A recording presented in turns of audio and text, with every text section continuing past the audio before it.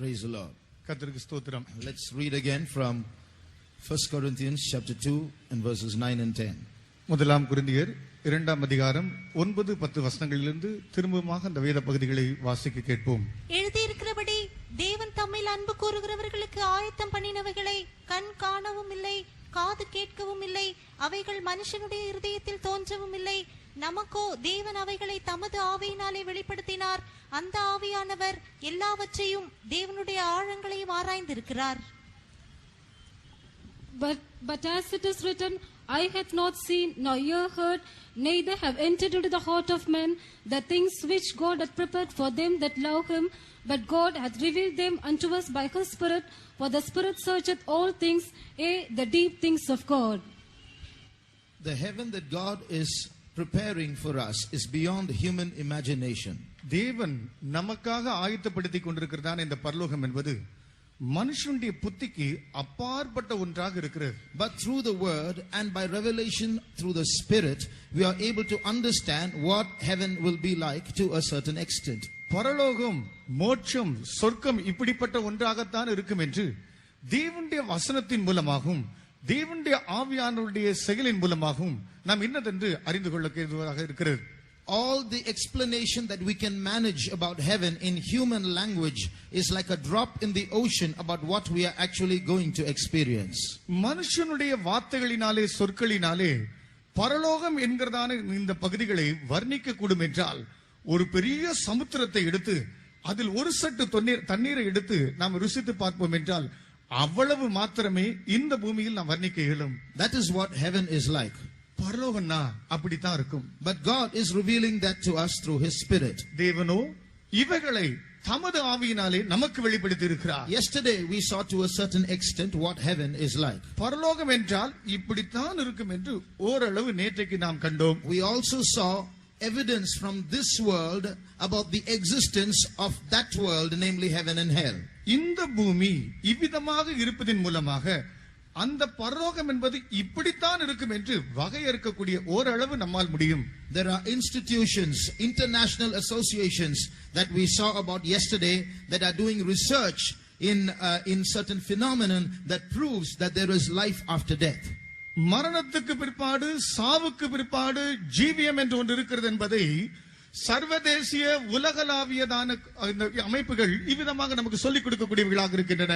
Today we are going to see a little about hell. இன்றைக்கு நரகத்தை குறித்து ஓரளவு இன்றைக்கு நாம் காணப்போகிறோம். Read Psalm 9 verses 16 and 17. 9ஆம் சங்கீதம் 16-17 வசனங்கள். கர்த்தர் தாம் செய்த நியாயத்தினால் அறியப்படுகிறார். துன்மார்க்கன் தன் கைகளின் செய்கைகளில் சிக்கிக் கொண்டான். துன்மார்க்கரும் தேவனை மறக்கிற எல்லா ஜாதிகளும் நரகத்திலே தள்ளப்படுவார்கள். The Lord is known by the judgment which he executed. The wicked is snared in the work of his own hands. The wicked shall be turned into hell, and all the nations that forget God. Now, here we read about how righteous God is in his judgments. தேவன் தன்னுடைய நியாய தீர்ப்புகளில் நீதிமான் நீதி எப்படி இருக்கிறது என்பதை பற்றி வாசிக்கிறோம். We also read how God is going to judge the wicked and turn them into hell. துன்மார்க்கனை எவ்விதமாக தேவன் நியாயம் தீர்த்து நரகத்துக்குள்ளே அவனை தள்ளப்போகிறான் என்றும் வாசிக்கிறோம். Now, when one day is coming when every human being has to stand before God and give account of all that he did in his lifetime. மனுக்குலத்தின் ஒவ்வொருவனும் தேவனுக்கு முன்பாக நின்று அவனுடைய வாழ்வை குறித்து கணக்கு ஒப்புவிக்கப்படக்கூடிய ஒரு தினம் வந்து கொண்டே இருக்கிறது. There was one man who was an atheist. ஒரு நாஸ்திகன் ஒருவர் இருந்தான். One day God encountered him and asked him questions. ஒரு நாள் தேவன் அவனை சந்தித்து ஒரு வினாவை விதமாக கேட்டார். Did I ask your permission before I brought you into this world? இந்த பூமிக்குள் உன்னை நான் கொண்டு வருவதற்கு முன்பாக உன்னிடத்தில் நான் அனுமதி கேட்டேனா? No. இல்லை. Did I ask your parents permission before I brought you into this world? உன்னை இந்த பூமிக்கு நான் கொண்டு வருவதற்கு முன்பாக உன்னுடைய பெற்றோரின் அனுமதியை கேட்டேனா? No. இல்லை. When I brought you into this world without your permission and without your parents' permission, your life does not belong to yourself. உன்னுடைய பெற்றோர் அனுமதியின்றி உன்னுடைய அனுமதியின்றி உன்னை நான் இந்த பூமிக்கு கொண்டு வர வேண்டும் என்று சொன்னால் உனக்கு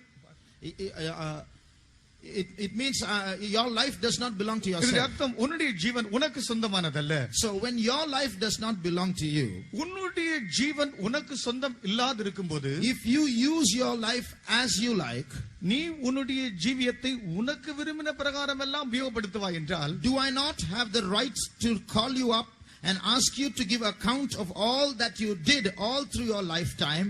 And in case you cannot answer those questions and give account, do I not have the right to throw you into hell for having misused what I have given you? உன்னை நான் இப்படிப்பட்ட சூழ்நிலை இருக்க உன்னை அழைத்து உன் வாழ்வில் நீ செய்த காரியங்களுக்கு கணக்கு ஒப்புவி என்று நான் சொல்ல கேட்க, அந்த காரியங்களுக்கு சரியான விதத்தில் கணக்கு ஒப்புவிக்க முடியாமல் இருப்பாய் என்றால், இந்நிலையில் நான் செய்திருக்கிற இந்த காரியத்தில் நீ என்னுடைய காரியங்களுக்கு விரோதமாக செய்திருக்கும் போது உன்னை நரகத்தில் தள்ளக்கூடிய அதிகாரம் எனக்கு இருக்கிறதா இல்லையா?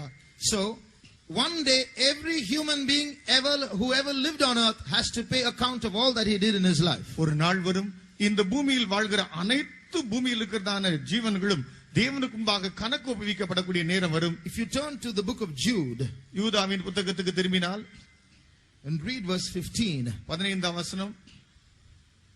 தமக்கு விரோதமாய் அவபக்தியுள்ள பாவிகள் பேசின கடின வார்த்தைகள் எல்லாவற்றின் நிமித்தமும் அவர்களை கண்டிக்கிறதற்கும் ஆயிரமான தமது பரிசுத்தவான்களோடு கூட கர்த்தர் வருகிறார் என்று முன்னறிவித்தான். To execute judgment upon all, and to convince all that are ungodly among them of all their ungodly deeds which they have ungodly committed, and of all their hard speeches which ungodly sinners have spoken against him. See, here we read of a word called convincing. In Tamil it's kandikkirathu. In English it says God is going to convince every human being about his ungodly deeds. இங்கு தமிழில் கண்டித்தல் என்று இருக்கிறது.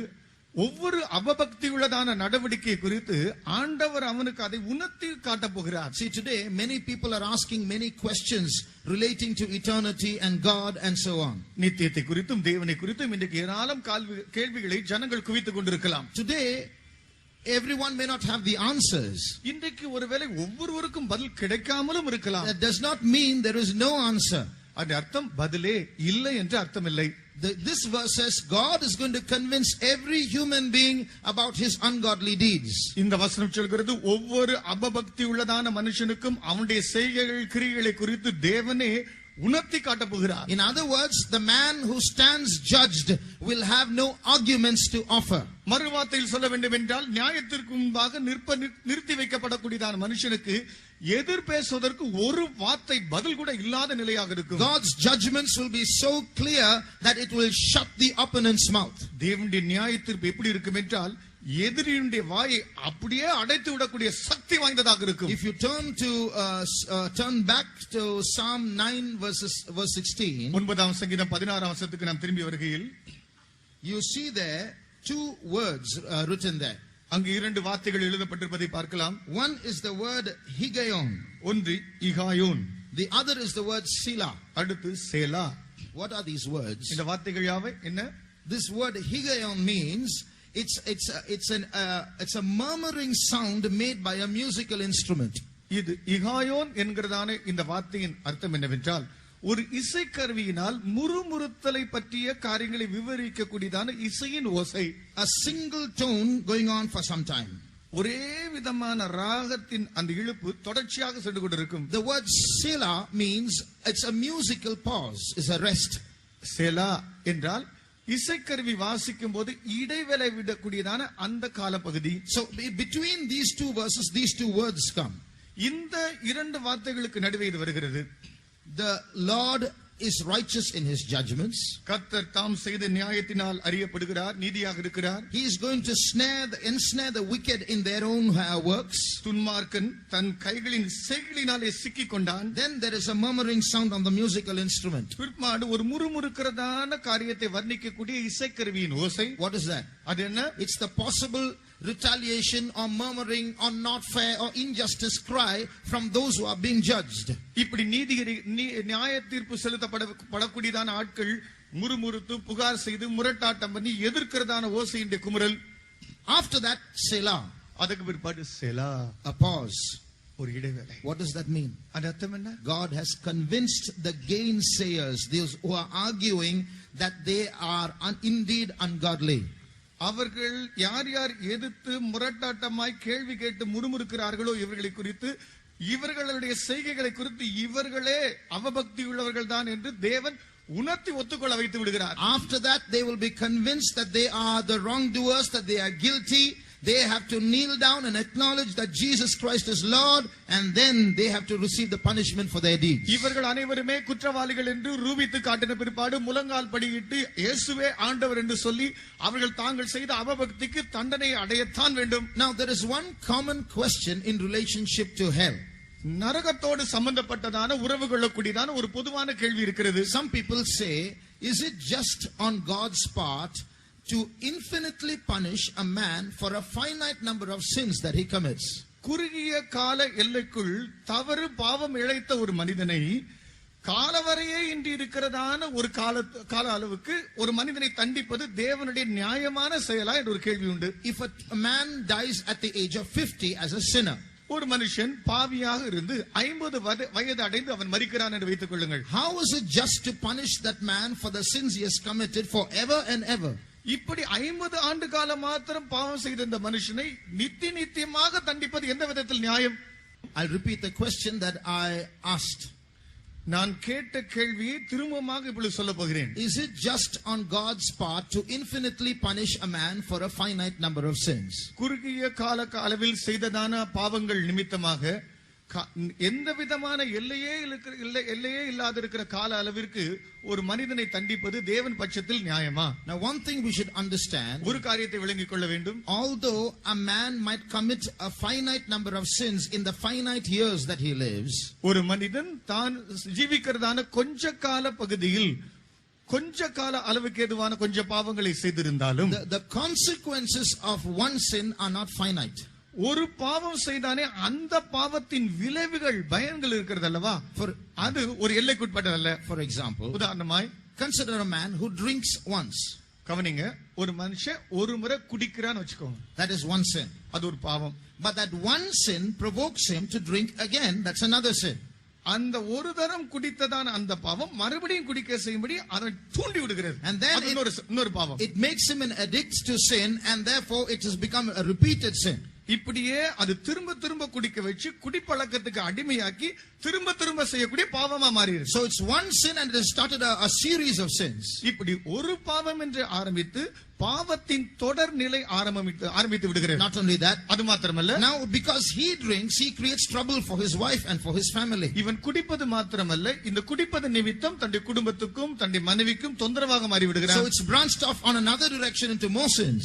இப்படி அந்த பாவம் கிளைகளை விட்டு அதிக பாவத்தினுடைய பயன்களுக்குள் கடந்து செல்கிறது. So there are going to be fights at home. His wife is going to shout at him, and now she has committed sin. இப்படி வீட்டுக்குள் சண்டை வந்து இவருடைய மனைவி இவளை கூச்சல் போட்டு கத்தி இப்படி அதனால் இன்னொரு பாவம் பிறந்து விடுகிறது. Now the sin has entered into his wife. இப்பொழுது பாவம் என்பது இவனுக்குள் இருப்பது மனைவிக்குள் புகுந்து விட்டது. The wife will go and tell the neighbors about this, and the neighbors will develop bitterness against this man, and now the neighbors have got that sin.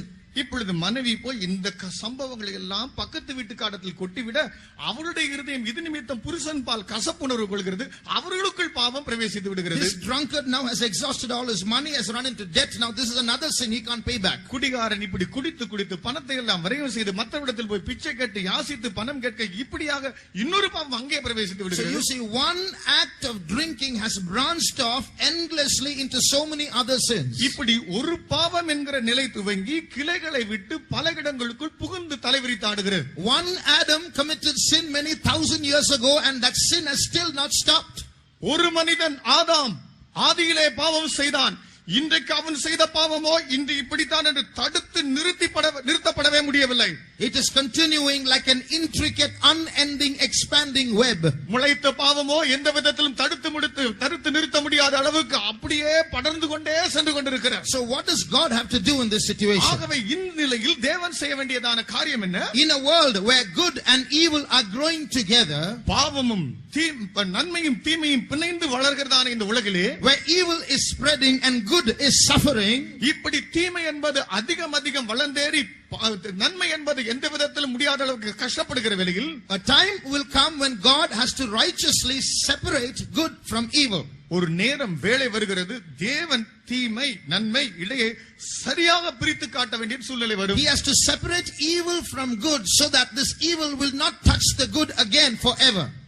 நன்மையை திரும்பமாக ஒரு காலம் தீமை தொட்டு விடாத அளவுக்கு இந்த தீமையில் இருந்து நன்மை பிரித்தெடுக்க வேண்டும். So that evil has to be put in a separate place where evil alone will continue in that place. தீமை என்பது இனிமேல் எந்த விதத்திலும் புகுந்து விடாத அளவுக்கு அந்த தீமையை எடுத்து ஒரே இடத்துல வைத்து அங்கேயே நீ பெருகிக் கொண்டு வைத்து விட வேண்டும். And the good has to be separated so that only good will remain forever. நன்மை என்பது பிரித்தெடுக்கப்பட்டு நன்மை என்பது இங்கே இருந்து அங்கேயே பெருகிக் கொண்டிருந்து செய்ய வேண்டும். This is the justice of God. இதுதான் தேவ நீதி. Now man is his life on earth has an end, but his soul lasts forever. ஒரு மனிதனை எடுத்துக்கொண்டால் இப்படி இருக்கிற பூமியின் வாழ்வு என்பது அவனுக்கு முடிந்து விடும்.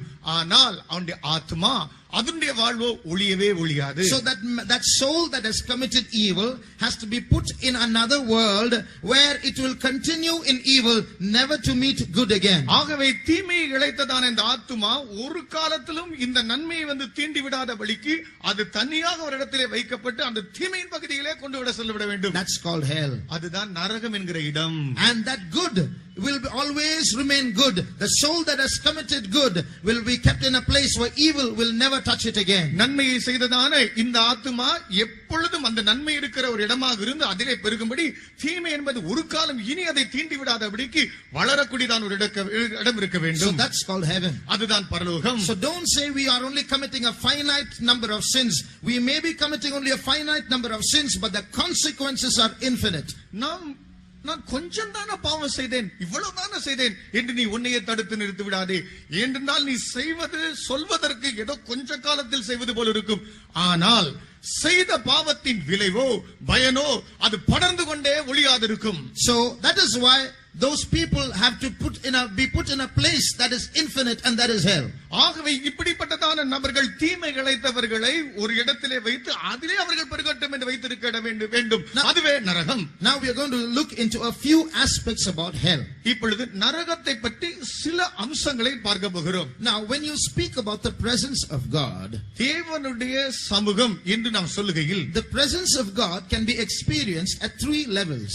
தேவனுடைய சமூகம் என்பது 3 நிலைகளிலே அனுபவிக்கக்கூடும். One is God's unconscious presence. ஒன்று தேவனை பற்றி உணர்வற்று இருக்கிறதான நிலை உள்ள இடம். In other words, like we say, God is everywhere. இப்படி சொல்கிறோம், தேவன் எல்லா இடத்திலும் இருக்கிறார். That means God is on the street also. தேவன் அந்த சாலையிலும் இருக்கிறார். God is in the desert, He's in the mountains, He's in the valley, He's everywhere. பாலைவனத்திலும் மலைப்பாங்கான இடத்திலும் மற்றும் எப்படிப்பட்ட பள்ளத்தாக்குகளிலும் தேவன் இருக்கிறார். That's the first level presence. அதுதான் அவருடைய சமூகத்தினுடைய படர்.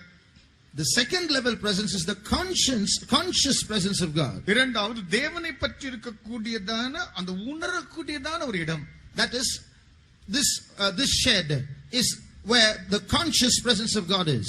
இந்த இடத்தை ஷெட்டை எடுத்துக்கொண்டால் இங்கு தேவன் இருக்கிறார் என்பதை உணரக்கூடியதான அந்த இடம் இருக்கிறது. That's why there is a way to sit, there is a way to be, because God is in this place. இந்த இடத்தில் ஆண்டவர் இருக்கிறார், தேவன் இருக்கிறார். ஆகவே உட்கார்றதுக்குன்னு ஒரு விதம் இருக்கிறது, நம்ம செயல்பாடுகளுக்குன்னு ஒரு விதம் இருக்குன்னு சொல்லி அப்படி செய்றோம். நம்ம we removed our footwear outside and came in because God is in this place. போட்டிருக்கிற செருப்பை கூட கழட்டி விட்டு தேவ சமூக சன்னிதானம் இருக்குன்னு சொல்லி நம்ம வந்து உட்கார்ந்திருக்கிறோம். That's the conscious second level presence of God. இப்படித்தான் தேவ சமூகத்தை பற்றி உணரக்கூடியதான நிலையில் இருக்கிற இரண்டாம் பகுதி. The third deeper level of the presence of God, தேவனுடைய சமூகத்தை பற்றி மூன்றாவது ஆழமான பகுதி, is the immediate presence of God, where after coming into the conscious presence of God, when we close our eyes, we can feel God around us. இந்த தேவனை பற்றி உணரக்கூடியதான சமூக பகுதிக்குள் வந்த பிற்பாடு தேவ சமூகத்தை அப்படியே நாம் மிகவும் நெருக்கமாக உணரக்கூடியதான நமக்குள் இருக்கக்கூடிய அனுபவம். What is hell? நரகம் என்றால் என்ன? Hell is a place where the second and third level presence of God are absent. தேவனுடைய இரண்டாம் மூன்றாம் நிலை என்பது அற்று இருக்கக்கூடிய ஒரு இடம். When the unconscious presence of God is in hell also, because the psalmist says, if I make my bed in hell, thou art there. தேவனை பற்றி உணர்வில்லாத இருக்கிறதான நிலவரம் என்று சொல்லும்போது நரகத்தில் அது இருக்கும். அதை குறித்து சங்கீதக்காரன் சொல்கிறான், நான் பாதாளத்தில் போய் படுக்கை போட்டாலும் அங்கே நீர் இருக்கிறீர் என்கிறான். But the conscious presence of God and the immediate presence of God will never be found in hell forever. நரகத்திலே என்றென்றுமாய் சதா காலமாய் தேவனை பற்றி உணரக்கூடிய அந்த உணர்வின் நிலை இருக்காது. அதே நேரத்தில் தேவனை மிகவும் நெருக்கடியாய் உள்ளாக உணர்ந்து ருசிக்கக்கூடிய அனுபவம் இருக்காது. In other words, hell is eternal separation from God. மறு வார்த்தையில் சொல்ல வேண்டும் என்றால் நரகம் என்பது நித்தியமாக தேவனை விட்டு பிரிந்திருக்கிற ஒரு இடம். Now, I want to say a few words about the pain that a man will experience in hell. நரகத்துக்குள்ள ஒரு மனுஷன் போயிட்டா அவன் படுற வேதனை இருக்கு தெரியுமா? அது என்னங்கறத கொஞ்சம் வார்த்தைகளை சொல்ல வாஞ்சிக்கிறேன். One thing we must realize, hell was not made for human beings. ஒரு காரியம் எல்லாரும் புரிந்து கொள்ளுங்கள், நரகம் என்பது மனுக்குலத்துக்காக உண்டாக்கப்பட்ட இடமே அல்ல. Hell was meant to provide pain to demons. இந்த நரகம் என்று சொல்லும்போது பிசாசுகள் இவைகளுக்கு வேதனை உண்டாக்கும்படியே உருவாக்கப்பட்ட இடம். A small stick is enough to inflict pain on a child. ஒரு சின்ன பிள்ளைக்கு வேதனையை கொடுக்கிறதுக்கு ஒரு சின்ன கம்பு போதும். But you take that small stick and beat a cow, the stick will break. அந்த சின்ன குச்சியை எடுத்து ஒரு மாட்டை அடிச்சா அந்த குச்சி உடைஞ்சு போயிடும். But you have to take a big rod and hit the cow to make it move. அதே நேரத்துல ஒரு மாட்டை பசுவை அடிச்சு விரட்டுறதுக்கு அதுக்கேற்றதான ஒரு பெரிய கொம்பு அல்லது கம்பி தேவை. You light a small fire and put a demon inside that the demon will dance in that fire. ஒரு சின்ன நெருப்பை கொளுத்தி அதுக்குள்ள பிசாசை போட்டு பார்த்தா அது உள்ள இருந்து நல்ல நடனம் பண்ணி காட்டும். But you need a fire so hot that it inflicts torment to evil spirits. பொல்லாத ஆவிகள் இருக்கிறதே அதுவே குத்தி வேதனைப்படுத்தக்கூடிய அளவுக்கு ஒரு நெருப்பு, ஒரு அக்கினி தேவை. You know, even demons don't like to go to hell. உங்களுக்கு தெரியுமா, பிசாசு கூட நரகத்துக்கு போறதுக்கு விருப்பமே இல்ல. அதுக்கு when the legion of demons were cast out from a man, ஒரு மனுஷனுக்குள்ள இருந்து லேகியோன் பிசாசுகள் துரத்தப்பட்ட போது those spirits asked permission from Jesus, saying, let's not go to hell, let's allow us to go into those pigs. எங்களை நரகத்துக்குள்ள பாதாளத்துக்குள்ள அனுப்பாவிதரும் எங்களை இந்த இடத்துக்கு அனுப்பும் என்று சொல்லி ஆண்டவரிடத்தில் உத்தரவு கேட்டுக்கொண்டன. In other words, they themselves don't like to go to hell because hell is so painful. மறுவார்த்தையில் சொல்ல போனால் பிசாசுகளுக்கு கூட நரகத்துக்கு போகிறதுக்கு விருப்பமே இல்லை. ஏனென்றால் அவைகளுக்கே வேதனை உண்டாக்கக்கூடிய ஒரு கொடிய இடம் தான் அது. Just imagine then a man being put into a hell that is supposed to cause pain to demons. பிசாசுகளுக்கே வேதனை உண்டாக்கக்கூடிய ஒரு இடத்தில் இந்த மனுஷனை கொண்டு போய் வைத்தால் எவ்வளவு கொடிய வேதனையாக இருக்கும் என்று யோசித்து பாருங்கள். How great will be that torment. அங்க இருக்கிற வேதனை எவ்வளவு மகா கொடிதாக. The Bible says the torment of hell is almost visible. வேதம் சொல்கிறது ஒரு நரகத்துல ஒரு வேதனை என்று ஒன்று இருக்கும் என்றால் அது காணக்கூடிய தரிசிக்கக்கூடிய அளவு இருக்குமாம். Read Revelation chapter 14 verse 11. வெளிப்படுத்தின விசேஷம் 14ஆம் அதிகாரம் 11ஆம் வசனம். அவர்களுடைய வாதையின் புகை சதா காலங்களிலும் எழும்பும். மிருகத்தையும் அதன் சொரூபத்தையும் வணங்குகிறவர்களும் அதனுடைய நாமத்தின் முத்திரையை தரித்துக் கொள்ளுகிற எவனுக்கும் இரவும் பகலும் இளைப்பாறுதல் இராது. And the smoke of their torment ascendeth up forever and ever, and they have no rest day nor night, who worship the beast and his image, and whosoever receiveth the mark of his name. This verse does not say the smoke of the fire in hell went up forever. It says the smoke of their torment went up forever. இந்த வசனம் நரகத்திலே எரிகிறதே அந்த நெருப்பு, அந்த அக்கினி, அதனுடைய புகை சதா காலங்களில் எழும்பும் என்று சொல்லவில்லை. அந்த இடத்தில் இருக்கிற வாதையின் புகை சதா காலங்களில் எழும்பும். So the torment there, the pain in hell has a smoke that goes up. நரகத்துக்குள்ள படக்கூடிய வேதனை உபத்திரவம் ஒரு புகையை போல அப்படி எழுப்பி காணப்படும். The pain of the souls burning in hell creates such a torment and such a it's that it becomes kind of visible and ascends upwards. நரகத்துக்குள் தள்ளப்படக்கூடிய ஒரு ஆத்துமா, அந்த ஆத்துமா நரகத்துக்குள் உபத்திரப்படக்கூடிய அந்த உபத்திரவம் ஒரு புகையை போல, அந்த வேதனை ஒரு புகையை போல காணக்கூடிய அளவுக்கு இருக்குமா. See how terrible hell is. நரகம் எவ்வளவு கொடிதென்று யோசித்து பாருங்கள். One day in hell is more painful than all the suffering that a man can experience all his lifetime. ஒரு மனுஷன் ஒரு நரகத்துக்குள் போய் அடைகிற வேதனையை எடுத்துக்கொண்டால் அந்த மனுஷன் ஜீவிய காலம் முழுவதும் எவ்வளவு கஷ்டப்பட்டானோ அந்த கஷ்டத்தை விட அதிக கொடியதாக இருக்கும்.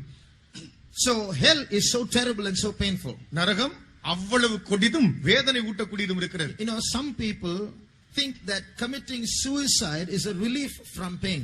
சிலர் இப்படி யோசிப்பாங்க, இப்படிலாம் வேதனையா இருக்கு, தற்கொலை செஞ்சுட்டா நம்ம இதிலிருந்து தப்பிச்சுக்கலாம் நினைப்பாங்க. Suicide is not relief from pain, it's jumping from the frying pan into the fire. தற்கொலை என்பது வேதனைகளிலிருந்து தப்பித்துக் கொள்ளக்கூடிய ஒரு போக்கல்ல. அடுப்பில், அதாவது சட்டியிலிருந்து அடுப்பில் விழுந்த கதை போல. It's only going to make the problem worse. பிரச்சனை இன்னும் அதிகப்படுத்தும். So what is suicide?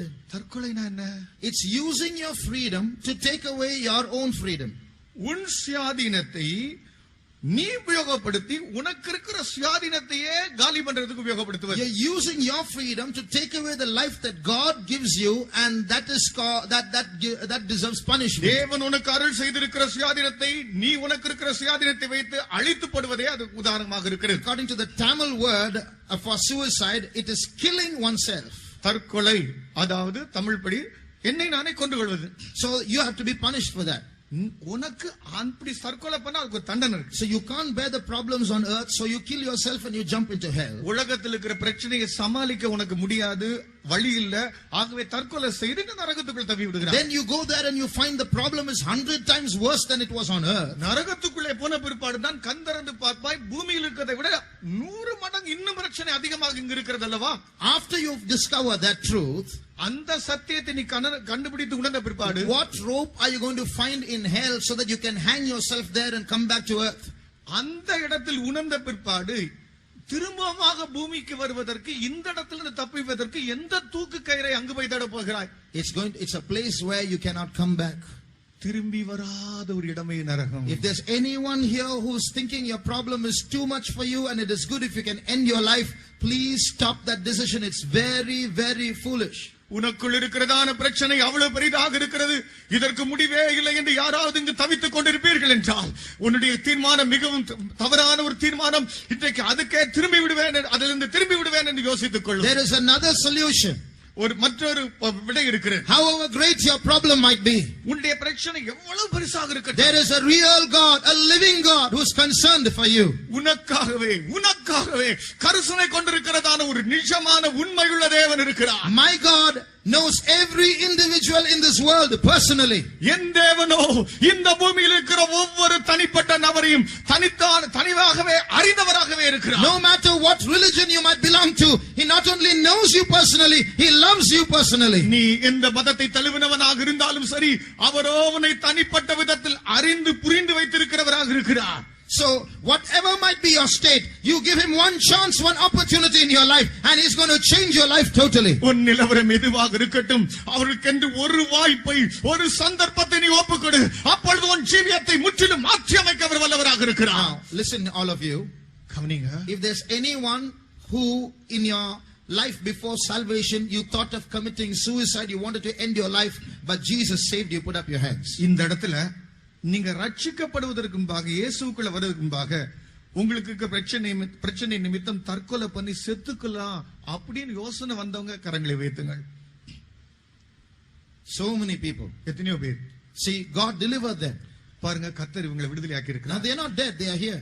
அவங்க இன்னும் சாகல, இங்கதான் உயிரோடு இருக்கிறாங்க. Because God has taken over their lives and given them new hope. ஏனென்றால் இவருடைய வாழ்க்கையை தேவனே பொறுப்படுத்தி புதிதான நம்பிக்கை இவர்களுக்கு இன்றைக்கு ஊட்டி இருக்கிறார். So if there's anyone here who's thinking of ending your life, come to Jesus.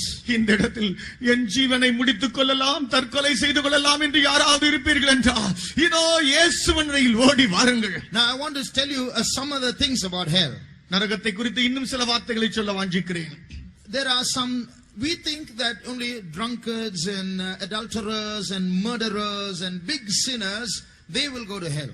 சிலர் இப்படி நினைப்பாங்க, வச்சாரம் பண்றவங்க, பெரிய கொலை பண்றவங்க, பயங்கரமான பாவங்களை செய்யறவங்க, இவங்க தான் நரகத்துக்கு போவாங்க. But there are some small sins that can take us to hell. ஆனா உங்களை நரகத்துக்கே கொண்டு போய் சேர்த்து விடக்கூடியதான் சில சின்ன பாவங்கள் கூட இருக்கிறது. There are some things which we think are not sins, but we don't realize they are big sins, big enough to take us to hell. சில பாவங்கள் இருக்கு, இதெல்லாம் சின்ன பாவம் நினைப்போம், பெரிய பாவம் யோசிக்க மாட்டோம், அதுவே போது நம்மள நரகத்துக்கு கொண்டு போய்விடும். For example, உதாரணமாய் you turn to John chapter 8 and read verse 21. யோவான் 8ஆம் அதிகாரம் 21ஆம் வசனத்தை வாசியுங்கள். யோவான் 8:21. இயேசு மறுபடியும் அவர்களை நோக்கி, நான் போகிறேன், நீங்கள் என்னை தேடி உங்கள் பாவங்களிலே சாவீர்கள், நான் போகிற இடத்துக்கு வர உங்களால் கூடாது என்றார். Then said Jesus again unto them, I go my way, and ye shall seek me, and shall die in your sins. Whither I go, ye cannot come. Jesus was speaking to a group of people called the Pharisees. பரிசேயர் என்கிறதான ஒரு கூட்டம் ஜனத்தை பார்த்து இயேசு பேசுகிறார். Morally speaking, these Pharisees were very, very good people. சன்மார்க்க ரீதியாக பேசும் என்றால் இந்த பரிசேயர்கள் மிகவும் நல்லவர்கள் தான், சான்றோர்கள் தான். You couldn't find fault with them. They committed no sins. அவர்கள் பாவமே இழைத்திராத அளவுக்கு நல்லவர்கள் தான். According to the law, they were blameless. நியாயப்பிரமாணத்தின்படி குற்றம் சாட்டப்படாதவர்கள். But look at what Jesus is telling them. இவர்களை பார்த்து இயேசு சொல்வதை பாருங்கள். You shall die in your sins. நீங்கள் உங்கள் பாவங்களிலே சாவீர்கள். What sin did they do? அவங்க செஞ்ச பாவம் என்ன? What was their sin? அவர்கள் பாவம் என்ன? There was one big sin that they had in them. அவங்களுக்குள்ள இருந்த ஒரு பெரிய பாவம் இருந்தது. Read Proverbs chapter 30 verse 12. நீதிமொழிகள் 30:12. தாங்கள் அழுக்கற கழுவப்படாமல் இருந்தும் தங்கள் பார்வைக்கு சுத்தமாய் தோன்றுகிற சந்ததியாரும் உண்டு.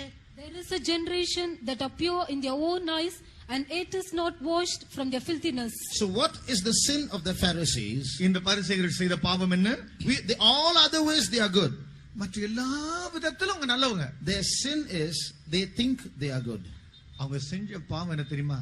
தாங்க நல்லவங்கன்னே யோசிச்சாங்க. The moment a man thinks he is good to be accepted in heaven, that goodness, the thought about his own goodness is a pride that disqualifies him. பரலோகத்துக்கு நாம் போய் அதில் ஏற்றுக்கொள்ளக்கூடிய அளவுக்கு நல்லவன் தான் அப்படின்னு ஒரு மனுஷன் நினைப்பான்னா, அவன் நரகத்தில் தள்ளக்கூடிய அளவுக்கு அவன் பாவம் செய்து விட்டான் என்றால் பெருமை பிடித்தவன். This is the big mistake that the Pharisees made. பரிசேயர்கள் செய்ததான பெரிய தவறு இதுதான். They were so good that they hated people who were not good. அவங்க அந்த அளவுக்கு நல்லவங்கன்னு யோசித்தாங்க. என்ன மற்றவங்களை கெட்டவங்களேன்னு சொல்லி யோசிக்கக்கூடிய அளவுக்கு நல்லவங்க தங்களை யோசித்தாங்க. They were so sinless and so holy that when they saw the sinner, they hated the sinner. ஒரு பாவியை பார்த்தால் பாவி நீ போ என்று சொல்லக்கூடிய அளவுக்கு தங்களை அவ்வளவு பரிசுத்தவான்களா நல்லவங்களா யோசித்தாங்க. So God was trying to convince them of that sin. அந்த பாவத்தை குறித்து தேவன் குற்றம் சாட்டக்கூடிய இடத்துல Look at Jesus. இயேசுவை பாருங்கள். He was so holy. அவர் அவ்வளவு பரிசுத்தர். But what was the difference between the holiness of Jesus and the holiness of the Pharisees? இயேசுவுக்குள் இருக்கிற புனிதத்துக்கும் பரிசேயர்களுக்கு இந்த புனிதத்துக்கு வித்தியாசம் என்ன? The Pharisees hated sin and hated the sinners, but Jesus hated sin and loved the sinner. இயேசுவோ பாவிகளை நேசித்து பாவத்தை வெறுத்தார். ஆனால் இவர்களோ பரிசேயர்களோ இவர்கள் பாவத்தையும் பாவியும் வெறுத்தார்கள். So when you hate sin and hate the sinner, that becomes a sin. ஒரு பாவத்தை நேசித்து பாவியை வெறுப்பது பாவம் என்று எண்ணப்படுகிறது. That's called self righteousness. அதுதான் சுயநீதி. The Bible says all our own righteousness is like filthy rags in God's sight. வேதம் சொல்கிறது நம்முடைய எல்லா சுயநீதிகளும் சொந்த நீதிகளும் தேவனுக்கு முன்பாக அழுக்கான ஒரு சொக்காய் போல. So the Pharisees with all their goodness, Jesus says you are going to die in your sins. இந்த எல்லா தம்முடைய சுயநீதியோடு இருக்கிற இந்த பரிசேயரை பார்த்து நீங்கள் உங்கள் பாவங்களிலே சாவீர்கள் என்று பேசுகிறார். Brother, sister, you may be a saved child of God. அருமையான சகோதரனே சகோதரி, நீ ரட்சிக்கப்பட்டதான ஒரு தேவனுடைய பிள்ளையாக இருக்கிறாய். You may be living keeping up to all the church principles. சபையுடைய கொள்கைகள் கோட்பாடுகளின் படிகளே சரியாக ஜீவிக்கக்கூடிய ஒரு நபராக நீ திகழலாம். But if there is this self righteousness in you where you think you are good enough and that you will be acceptable, that happiness about yourself, you are deceived. போதுமான அளவுக்கு நான் நல்லவன், எந்த விதத்திலும் ஏற்றுக்கொள்ளக்கூடிய அளவுக்கு நல்லவன் என்று இப்படிப்பட்டதான ஒரு விதத்தில் நீ உன்னையே நீதிகரிக்கக்கூடிய சுயநீதிகள் இருப்பாய் என்றால் அது பாவம். அது உனக்கு அது ஏற்றுக்கொள்ளப்படும் நிலை அல்ல. The Bible says if we say that we have no sin, we deceive ourselves. பாவம் இல்லை என்று நம்மை குறித்து நாம் சொல்வோம் என்றால் நம்மை நாமே வஞ்சிக்கிறவர்களாய் இருப்போம் என்று வேதம் சொல்கிறது. 1 minute, let us close our eyes. ஒரு நிமிடம் நம்முடைய கண்களை மூடிக்கொள்வோம். There is no man who is just before God. தேவனுக்கு முன்பாக நீதிமான் ஒருவனும் இல்லையே. Before his holiness we are nothing. அவருடைய பரிசுத்தத்துக்கும் முன்பாய் நாம் ஒன்றுமில்லை. Let us humble ourselves before him. அவருக்கு முன்பாய் நம்மை தாழ்த்துவோமாக. There is no goodness that we can bring to show him. நாம் அவரிடத்தில் வந்து இதுதான் பரிசுத்தம் என்று காட்டுவதற்கென்ற ஒரு பரிசுத்தம் நம்மில் இல்லையே. But he that humbleth himself, he will be exalted. தன்னை தான் தாழ்த்துகிறவன் எவனோ அவன் உயர்த்தப்படுவான். He that humbleth himself, he will receive grace in the sight of God. தன்னை தான் தாழ்த்துகிறவன் எவனோ அவன் தேவனுடைய பார்வையிலே கிருபையை பெற்றுக்கொள்வான். Let us put away all our goodness into the dustbin. It is is not good enough. நமக்குள் இருக்கிற நன்மை என்று ஏதாவது இருக்கும் என்றால் அதையெல்லாம் குப்பைத்தட்டியில் நாம் வீசி எறிந்துவிட்டு அவரையே கட்டி தழுவிக் கொண்டு கதறுவோமா. The holy presence of God is in this place. இதோ தேவனுடைய பரிசுத்த சமூகம் சன்னிதானம் நம் மத்தியில் இருக்கிறார். Jesus never committed even one sin in all his lifetime. இயேசுவோ தன்னுடைய வாழ்நாள் முழுவதும் ஒரு பாவத்தை கூட செய்து விடவில்லை. But we are people making so many mistakes every day. ஆனால் நாமோ எத்தனையோ தவறுகளை செய்து கொண்டிருக்கிற மனுஷர்களாக இருக்கிறோம். We are only sinners saved by grace. நாமோ கிருபையினால் ரட்சிக்கப்பட்ட பாவிகள் தான். We are not sinners saved because of our deeds. நம்முடைய செய்கைகளினாலே ரட்சிக்கப்பட்டவர்கள் நாம் அல்ல. How many can say I'm a sinner before God? நான் தேவனுக்கு முன்பாக பாவிகள் என்று எத்தனை பேர் சொல்ல முடியும்? Lord, I have no righteousness to bring before you. உமக்கு முன்பாக நிற்க எந்த நீதியும் என்னில் ஒன்றுமில்லை ஐயா. Lord, I'm a sinner before your holiness. அப்பா உம்முடைய பரிசுத்தத்துக்கு முன்பாய் நான் ஒரு பாவிதான் ஐயா. All my righteousness is filthy rags before your holiness. எனக்குள் நீதி என்று இருக்கும் என்றால் அதுக்கு முன்பாய் உம்முடைய பரிசுத்தத்துக்கு முன்பாய் அது ஒரு அழுக்கான கந்தை துணிதான் ஆண்டவரே. If there is anyone here who can humble himself and acknowledge that true state, put up your hands. இதோ இந்த இடத்தில் இருந்தவனாய் தன்னுடைய உண்மையான நிலவரத்தை தாழ்த்துகிற ஒருவர் இருப்பார் என்றால் அப்படிப்பட்டவன் நம்மிலே கரத்தை உயர்த்தி காட்ட கடவன். The thief on the cross, he acknowledged his sin. இதோ கல்வன் அந்த சிலுவையிலே தொங்கினவனோ அந்த திருடன் தன்னுடைய நிலவரத்தை ஒத்துக்கொண்டான். The moment he acknowledged his sin, Jesus said, today you will be with me in than paradise. பாவத்தை ஒத்துக்கொண்ட அந்த க்ஷணத்திலே அவனை பார்த்து இயேசு சொன்னார், இன்றைக்கு நீ என்னோடு பரதேசில் இருப்பாய். Today you acknowledge your sin by lifting up your hands. இன்றைக்கு நீ பாவி என்பதை ஒத்துக்கொள்வதற்கு அதுவாய் உன் கரத்தை உயர்த்தி காட்டி விட்டார். Therefore today you will find grace in the sight of the Lord. ஆகவே இன்றைக்கு தேவனுடைய கரத்திலே நீ கிருபையை பெறுகிறாய். Today you are going to go back as a righteous man. இன்றைக்கு நீ ஒரு நீதிபரனாய் நீ தேவ சமூகத்தை விட்டு புறப்படுவாய். Today the blood of Jesus is going to wash you and justify you. இன்றைக்கு இயேசுவின் இரத்தம் உன்னை கழுவி சுத்திகரிக்கும். Oh, Riabau Shaman Katiyan Karama Saman Kalamani today. Thank you, Lord, for your grace. Thank you, Lord, for your blood. Thank you, Jesus. Thank you, Jesus. Praise you, Lord. We praise you. We praise you. Where no human being could justify himself.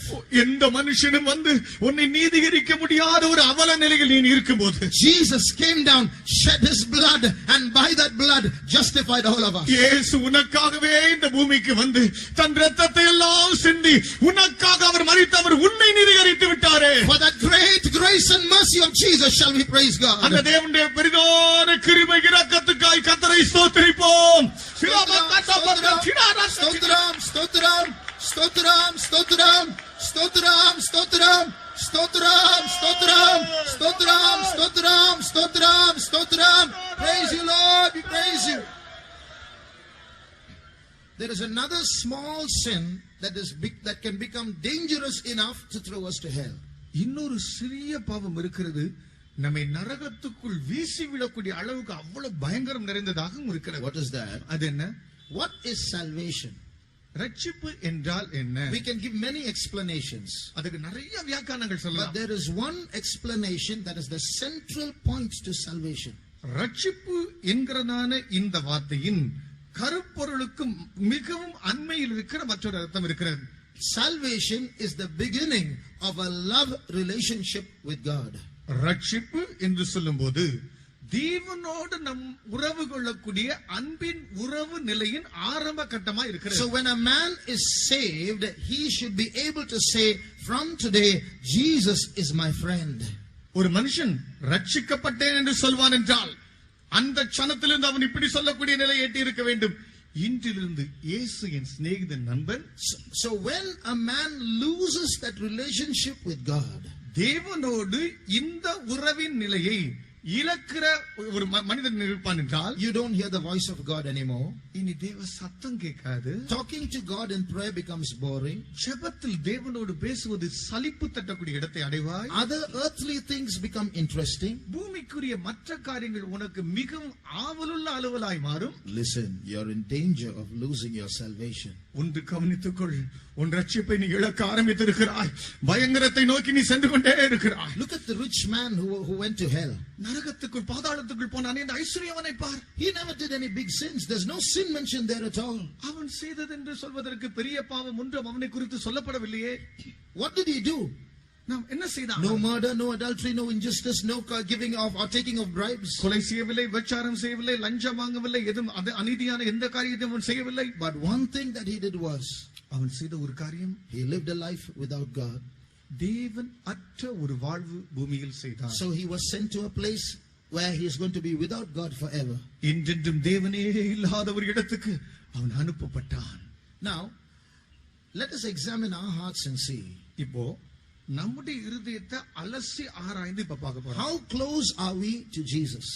நம்ம இயேசுவோடு எவ்வளவு இப்ப நெருக்கமா இருக்கிறோம். We pray, but do we love Jesus? நம்ம ஜெபிக்கிறோம், ஆனா இயேசுவோடு கூட நெருக்கமா இருக்கிறோமா உறவா? When is the last time that we said, Jesus, I love you? எப்போ இயேசுவை பார்த்து இயேசுவே உம்மை நேசிக்கிறேன் என்று சொன்ன அந்த இடம் அது. When we close our eyes, are we not only pouring out our personal needs about this life? நம்முடைய உள்ளத்தை திறந்து வைக்கும்போது நம்முடைய தனிப்பட்ட அவசியங்கள், தேவைகள் இவைகளையே கொட்டக்கூடியவர்களாக இருக்கிறோமா, அல்லது வார்த்தைகளை சொல்லி உறவு சொல்லக்கூடிய இடத்துல இருக்கிறோமா? Doesn't that mean that we are in danger of losing our relationship with God? தேவனோடு இருக்கிற அந்த உறவு, நேச பிணைப்புகளை இழக்கக்கூடிய பயங்கரமான இடத்தை அடைந்து கொண்டிருக்கிறோமா? You look at Jesus. இயேசுவை பாருங்க, he suffered so much. அவர் அவ்வளவு கஷ்டப்பட்டார். They whipped him with scourges. அவரை சவுக்கினாலே, சாட்டையினாலே அடித்தார்கள். They planted a crown of thorns on his head. முடியை முள்ளினாலே ஒரு முடியை சூட்டி அவன் தலைமையில் வைத்தார்கள். They pierced his hands and feet. அவருடைய கால்களையும் கைகளையும் துளைத்தார்கள். They mocked at him, they spat on him. அவரை பற்றி பரியாசம் பண்ணினார்கள், அவரை காரி துப்பினார்கள். They defied him and said, come down from the cross. சிலுவையிலிருந்து இறங்கி வா, இறங்கி வா என்று பரியாசம் பண்ணி ஏலமிட்டு கூப்பிட்டார். But for none of these sufferings do we see any murmuring or complaining or even crying from Jesus. இந்த எல்லா பாடுகளும் இயேசுவுக்கு அழுது கதறி முறையிடக்கூடிய எந்த பாவத்தை செய்யக்கூடிய எந்த பகுதி கொண்டு போகவில்லை. We don't see any crying or complaining of Jesus in the Bible for all these sufferings. இந்த எல்லா பாடுகளுக்காக இயேசுவிட்டு முறையிட்டு புகார் செய்ததான எந்த ஒரு வசனம் இல்ல. But there's one place where Jesus cried. இயேசு அழுத ஒரு இடம் இருக்கு. One suffering that he could not bear. ஒரு வேதனை அவரால் தாங்க முடியல. My God, why hast thou forsaken me? என் தேவனே, என் தேவனே, ஏன் என்னை கைவிட்டீர்? What does that mean? அர்த்தம் என்ன? More than the thorns, more than the nails, more than the spit, more than the rod, more than the scourge, this separation, that momentary separation from God was unbearable for Jesus. அவருடைய தலையிலே முள்முடி குத்தி கிழித்ததான வேதனைகள், முதுகிலே மாறி மாறி சாட்டையினால் அடித்ததான வேதனைகள், கைகளிலே துளைத்துக் கொண்டு போனதான ஆணிகளுடைய பயங்கரமான குத்துதல்கள் மற்றும் இப்படிப்பட்டதான எந்த வேதனையும் எனக்கு பெரிதாக தோன்றவில்லை. ஆனால் என் தேவனே, என் தகப்பனே, உம்மை விட்டு கொஞ்ச காலம் பிரிந்திருக்கிறேனே, இந்த வேதனை என்னால் தவிக்க எனக்கால் தாங்க முடியவில்லையே என்று கதறுகிறார். Jesus was with the Father from the former eternity. முந்தின நித்தியம் துவங்கி இயேசு பிதாவோடே இருக்கிறார். But that momentary separation was unbearable for Jesus. ஆனால் இயேசுவை பொறுத்த விஷயத்தில் அந்த கொஞ்ச கால இடைவேளை பிரிவு அவரால் தாங்கொன்னா வேதனையாக இருந்தது. Christian brother, Christian sister, கிறிஸ்தவ சகோதரனே, சகோதரியே, how many times we lose the presence of God, but we are not bothered about it. எத்தனை முறை இந்த தேவனோடு இருக்கிற அந்த நெருங்கிய உறவுகளை பிரிந்து இருக்கிறோம், ஆனால் நமக்கு அதை பற்றி விஷயமே இல்லை.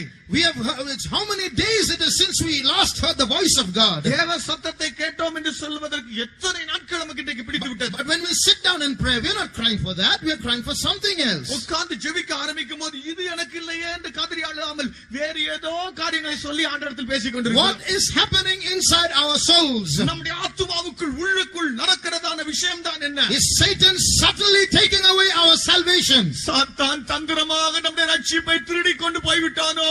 Is our heart crying out for our maker? நம்முடைய இருதயமானது இப்படிப்பட்ட உறவுகளுக்காய் கதறுகிறதோ?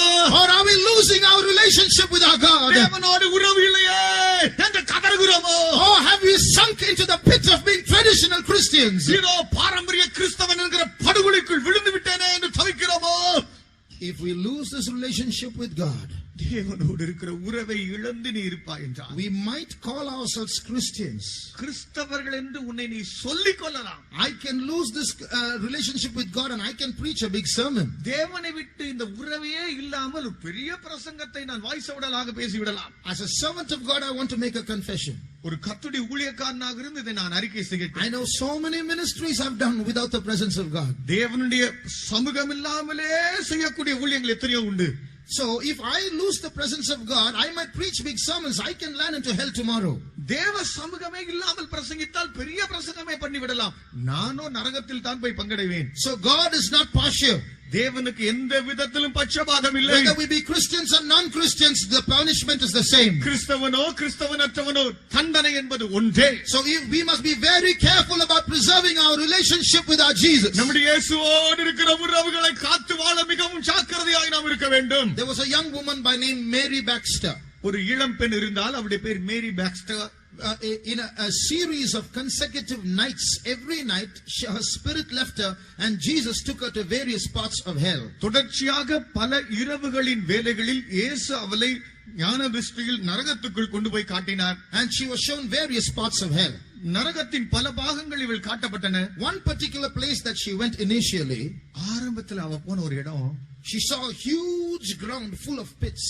பெரிய மைதானம் நரகத்துல பார்த்து அங்கங்க குழியா இருக்கு. In each pit there was a person.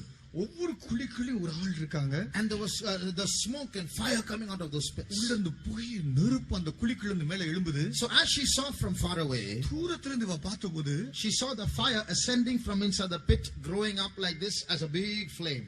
குழிக்குள்ள இருந்து நெருப்பு மூண்டு அப்படியே பெரிய ஜுவாலையா அப்படியே எழும்பி மேல வருது. And then there was a scream from the pit.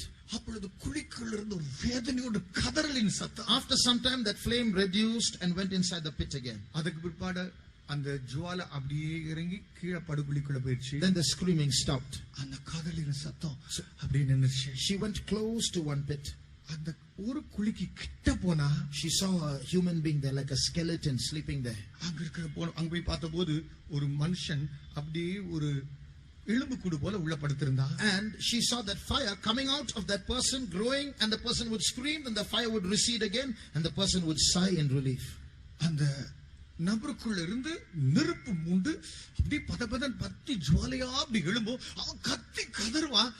கதன பிற்பாடு அப்படியே அந்த ஜுவாலை கீழே இறங்கும். அவன் அப்படியே அமைதியா இருப்பான். What she noticed was, அவ அங்க புரிஞ்ச காரியம், what she noticed, what she saw, கண்டது, she saw that this fire started from the heart of the individual. மூழ்கிற இந்த நெருப்பு தனிப்பட்ட அந்த நபரின் இருதயத்தில் இருந்து மூழ்கிறது. What does that mean? அடத்தன Hell begins in the heart. நரகம் உன் இதயத்திலிருந்து தான் ஆரம்பமாகிறது. Where you lose your relationship with your God, hell begins there. உன் தேவனோடு இருக்கக்கூடிய உறவுகளை நீ இழந்திருக்கிறாயோ அந்த இடத்திலே நரகம் மூழ்கிறது. To go to hell, you don't have to commit big sins. All that you have to do is not know your God, not befriend your God, and you're worthy of hell. நரகத்துக்கு செல்வதற்கு நீ பெரிய பாவத்தை செய்து விட வேண்டிய அவசியமே இல்லை. உன் தேவனோடு இருக்கிறதான உறவுகளை அற்றவனாய் உணர்வற்றவனாய் இருந்தால் அதுவே போதும். அங்கே நரகம் மூழ ஆரம்பித்து விடுகிறது. Christian brother and sister, how close are you to Jesus today? கிறிஸ்தவ சகோதரனே சகோதரியே, இன்றைக்கு இயேசுவோடு எவ்வளவு நெருங்கி இருக்கிறாய்? Did Jesus talk to you this morning? இந்த காலையில் இயேசு உன்னோடு பேசினாரா? Did you talk to Jesus this morning? இந்த காலையில் இயேசுவோடு நீ பேசினாயா? Where is that relationship? எங்கே அந்த உறவுகள்? Giving us a lot of busy work to do, the devil is slowly severing that relationship with God. அதிக மும்முரமான அலுவல்களை உனக்குள்ளே பிசாசவன் கொடுத்து தேவனோடு இருக்கிற உறவுகளை அவன் எடுத்துக்கொண்டே போகிறானே. 2 minutes we want to take, let us all come back to Jesus. 2 நிமிடங்கள் எடுத்துக்கொள்ளலாம். நாம் எல்லாரும் இயேசு அண்டையில் திரும்பி வந்து சேருவோமா? Let us close our eyes. கண்களை மூடிக்கொள்வோம். At this time let us make an honest confession. இந்த நேரத்தில் ஒரு உத்தமமான ஒரு அறிக்கை இடுவோம். You may be a senior Christian for many years. அநேக வருஷம் ஒரு மூத்த கிறிஸ்தவனாக நீ இருக்கக்கூடும். But how is our relationship with Jesus? இயேசுவோடு நமக்கு இருக்கிற உறவுகள் எப்படி? Those who say I'm far away from Jesus. இயேசுவை விட்டு தூர இருக்கிறேன் என்று சொல்லக்கூடியவர்கள். All those who say it's a long time since I heard the voice of Jesus. தேவனுடைய சத்தத்தை கேட்டு எனக்கு நீண்ட நாட்கள் எடுத்து விட்டன என்று சொல்லக்கூடியவர்கள். All those who feel prayer has become something boring in your your life? ஜெபம் என்பது ஏதோ ஒன்று சலிப்பூட்டுகிற நிகழ்ச்சியாக எனக்கு மாறிவிட்டது என்று யோசிக்கிறவர்கள், You want to come back to Jesus? இயேசுவிடத்தில் திரும்பி வர வாஞ்சிக்கிறவர்கள், Then put up your right hand. இந்த வலது கரத்தை உயர்த்துங்கள். I want to come back to Jesus. இயேசுவண்டை நான் திரும்பி வர வாஞ்சிக்கிறேன். I want to have a close relationship with Jesus. இயேசுவோடு நெருங்கின உறவு கொள்ள வாஞ்சிக்கிறேன். Oh, there was a demon deceiving you till now.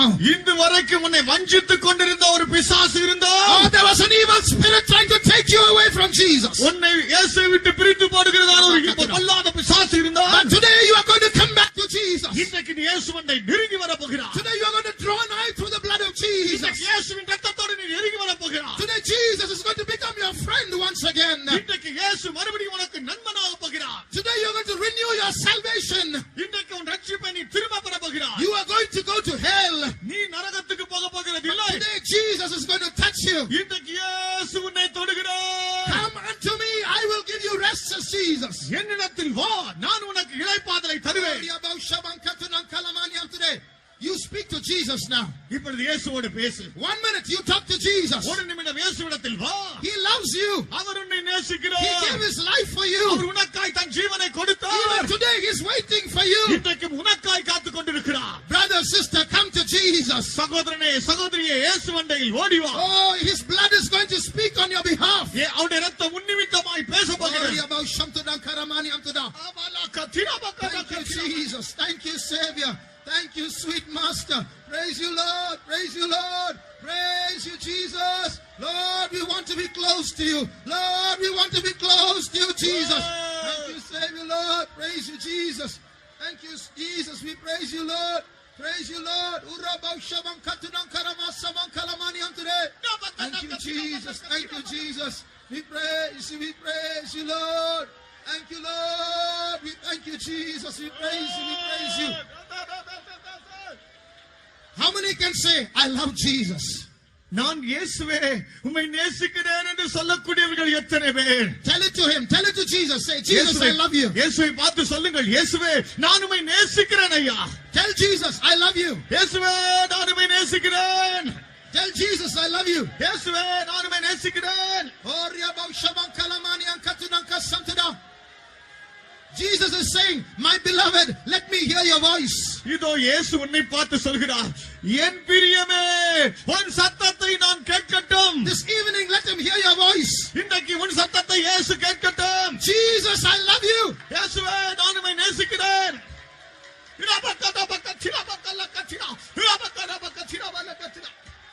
ஆனந்தமாக அன்பரை பாடுவேன், அசையவர் என் ஆத்துமாவுக்கே. ஆனந்தமாக அன்பரை பாடுவேன், அசையவர் என் ஆத்துமாவுக்கே. ஆசிகளருளும் ஆனந்த நந்தமா, ஆசிகளருளும் ஆனந்த நந்தமா. ஆண்டவரே சுப்பனாருமில்லை, இயேசுவல்லார், இயேசுவல்லார், இந்த வீரத்தில் வேறே இல்லையே. இயேசுவல்லார், இயேசுவல்லார், இன்பம் வேறெங்கும் இல்லையே. இயேசுவல்லார், இயேசுவல்லார், இந்த வீரத்தில் வேறே இல்லையே. இயேசுவல்லார், இயேசுவல்லார், இன்பம் வேறெங்கும் இல்லையே.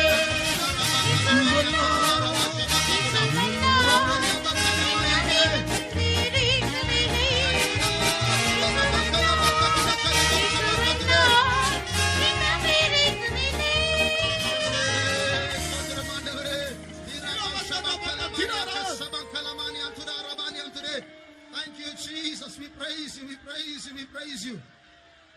You know, today Jesus is very happy. இன்றைக்கும் இயேசு மிகுந்த மகிழ்ச்சியோடு நம்மில் இருக்கிறார். So many lost souls have come back to Jesus. இதோ எத்தனையோ நேசிக்கிற பிரியமாயிருக்கிற ஆத்துமாக்கள் இயேசு வண்டியில் திரும்பி விட்டார்கள். So many souls are embracing Jesus. அநேக ஆத்துமாக்கள் இயேசுவை கட்டி தழுவி சந்தோஷப்படுகிறார்கள். Oh, there's a beautiful spirit relationship between Jesus and people in this place. இந்த இடத்தில் இருக்கிற ஜனங்களுக்கும் இயேசுவுக்கு இடையே அழகான இன்ப உறவுகள் இருக்கிறது. Oh, my Jesus Jesus is beautiful. என் இயேசு மிகவும் அழகுள்ளவர். Oh, he loves me and I love him. அவரை நான் நேசிக்கிறேன், அவர் என்னை நேசிக்கிறார். For this beautiful relationship, let us praise him. இந்த அழகான உறவுகளுக்காய் கர்த்தரை ஸ்தோத்திரிப்போம். Stotra, praise you, Lord. Praise you, Jesus. Praise you, Jesus. Praise you, Lord. Praise you, Jesus. Thank you, Lord. Thank you, Jesus. We praise you, Lord. Praise. Let's be seated. நாம் உட்காருவோம். Now, there are different names given to the term hell in the original Greek and Hebrew language. மூல பாஷையாக எபிரேய கிரேக்க பாஷையில் நரகத்துக்கு என்று கொடுக்கப்பட்டதான பல பதங்கள் உண்டு. Many names. Everything is called hell even in English. ஆங்கிலத்தில் எல்லாமே ஹெல் நரகம் என்று தான் கொடுக்கப்பட்டிருக்கிறது. So I would like to mention those names. அந்த பெயர்களை நான் சொல்ல வாஞ்சிக்கிறேன். One name for hell is Sheol. நரகம் என்பதற்கு ஒரு பதம் Sheol. It's a Hebrew word. அது எபிரேய வார்த்தை. In the Old Testament, that word is used. பழைய ஏற்பாட்டில் அந்த வார்த்தை உபயோகப்படுத்தப்பட்டிருக்கிறது. There's another word called Hades. Hades என்று சொல்லப்பட்டதான மற்றொரு வார்த்தை உண்டு. Both Sheol and Hades refer to the same place and mean the same. One is Hebrew, Hades is Greek. இந்த Sheol Hades இங்க ரெண்டுமே ஒரே இடத்தை குறிக்கக்கூடிய இரண்டு பதங்கள். முதல் சொன்னது எபிரேய பாஷையிலும் இரண்டாவது சொன்னது கிரேக்க பாஷையிலும் இருக்கிறது. Sheol is seen in the Old Testament. Hades you will see in the New Testament because the Old Testament is Hebrew, the New Testament is written in Greek. Sheol என்கிறதான வார்த்தை பழைய ஏற்பாட்டை சார்ந்ததாக பழைய ஏற்பாட்டில் எழுதப்பட்டதான எபிரேய பாஷையிலே வரையப்பட்டதாக இருக்கிறது. இந்த ஹேடிஸ் என்று சொல்லக்கூடியதான இந்த வார்த்தை புதிய ஏற்பாட்டில் சேர்ந்தது. புதிய ஏற்பாடு கிரேக்க பாஷையில் எழுதப்பட்டிருக்கிறது. Sheol and Hades refer to the abode, the place of the dead. இந்த ஷியோல் ஹேடிஸ் என்கிறது நரகம் என்கிறதான வாசஸ்தலத்தை குறிக்கிறது. So when a person dies without knowing Christ, ஒருவன் கிறிஸ்துவை அறியாதவனாய் செத்தால் initially he goes to this place called Sheol, the temporary abode of the dead. இவன் உடனடியாக தற்காலிகமாக நரகத்தினுடைய இந்த வாசஸ்தலத்துக்கு அவன் செல்வான். So there every human being goes when he dies without knowing Jesus. இயேசுவை அறியாது சாகிற எல்லா ஆத்துமாக்களும் இந்த இடத்துக்கு ஆரம்பத்தில் போகும். Now this is where the souls of those dead people go. இந்த இடத்துக்கு தான் செத்தவருடைய ஆத்துமாக்கள் போகும். Now but where these souls are alive in hell, they are not unconscious, they are conscious. இந்த ஆத்துமாக்கள் நரகத்துக்கு போன பிற்பாடு உணர்வற்று செத்து கிடக்கிற சடலங்களாக இருக்காது. அந்த நரகத்தில் இருந்தாலும் அவர்களுக்கு உணர்வுகள் நன்றாக தெரியும். In the story of the rich man and Lazarus, ஐஸ்வர்யவான் லாசரு கதையில் we see the rich man could see. ஐஸ்வர்யவான் அங்கிருந்து காணக்கூடியதாக இருக்கிறது. He could see Abraham, he could see Lazarus. இது ஆபிரகாம், இது லாசரு என்று காணக்கூடிய இடத்தில் இருக்கிறது. When Abraham spoke to the rich man could hear. Abraham இந்த ஐஸ்வர்யவானை பார்த்து பேசின போது அவன் கேட்கக்கூடிய உணர்வுடையவனாக இருக்கிறான். So although he did not have a body in hell, the senses existed, the consciousness was there. இப்படிப்பட்டதான பூமிக்குரிய உடம்புகள் இல்லாவிட்டாலும் நரகத்துக்குள் இந்த ஆத்துமா உணரக்கூடிய அந்நிலை கொண்டதாக இருக்கிறது. The Bible spoke against necromancy. Necromancy means communicating with the dead. நெக்ரோமான்சி என்பது என்னவென்றால் செத்தவர்களோடு பேசுகிறதான அந்த உறவுகளை குறித்து வேதம் said you should not, the people who do that will be punished. அப்படி செய்கிறவர்கள் தண்டிக்கப்படுவார்கள் என்று வேதம் சொல்கிறது. So those days they developed a system where they could communicate with the dead and God forbade it. அந்த நாளில் உயிர் வாழ்கிற ஜனங்கள் செத்த ஆத்துமாக்களோடு சம்பாஷித்து விவரங்களை பெற்றுக்கொள்ளக்கூடிய நிலை இருந்தது. தேவன் அது கூடாது என்று பேசியிருந்தார். So which means there is an ability, a possibility to communicate with dead people, which means dead people are actually not dead, they are alive in hell. செத்தவர்களோடு பேசக்கூடியதான ஒரு சாத்தியக்கூறு இருக்கிறது. அது அர்த்தம் செத்தவர்கள் நரகத்திலே போனபோது உயிரற்றவர்களாக இருப்பார்கள் என்றல்ல, அங்கிருந்தும் பேசக்கூடியதான நிலை உண்டு. So in hell there is consciousness. நரகத்தில இப்பொழுது இருப்பது போல அந்த உணர்வுகள் இருக்கும். So when a person dies, initially he goes to this place called Sheol or Hades. ஒருவன் சாகும்போது ஆரம்ப நிலையாக ஷியோல் ஹேடிஸ் என்கிறதான் இந்த இடத்துக்கு முதல் செல்வான். In that place also, though it is only temporary, when I say temporary it doesn't mean few days, it means still judgment. That man has to be there. தற்காலிகமான கால அளவு என்று சொன்ன உடனே ஏதோ கொஞ்ச நாள் போல அப்படி யோசித்து விடாதீர்கள். நியாய தீர்ப்பு என்பது செலுத்தப்படும் வரை இருக்கிறதான அந்த எல்லையாக இருக்கிறது. Even in that Sheol or Hades there is torment. அந்த ஷியோல் ஹேடிஸ் என்று சொல்லக்கூடிய இந்த இடத்தில் உத்தரவு இருக்கிறது. The rich man went to Hades. That's what the Bible says.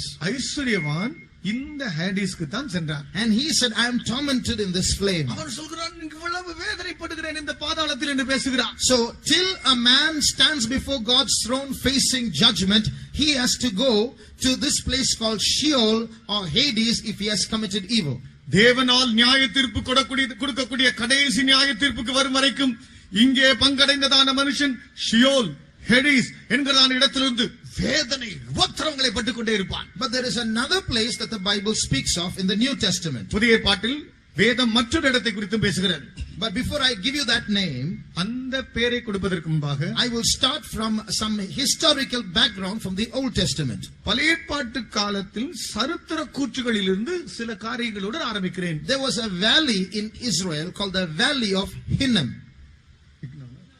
ஹின்னோன்கிறதான ஒரு பள்ளத்தாக்கு பழைய ஏற்பாட்டில் வாசிக்கிறோம். You read of that, no need to read, but it is in Nehemiah chapter 11 verse 30. நெகேமியா 11ஆம் அதிகாரம் 30ஆம் வசனம். The Valley of Hinnom.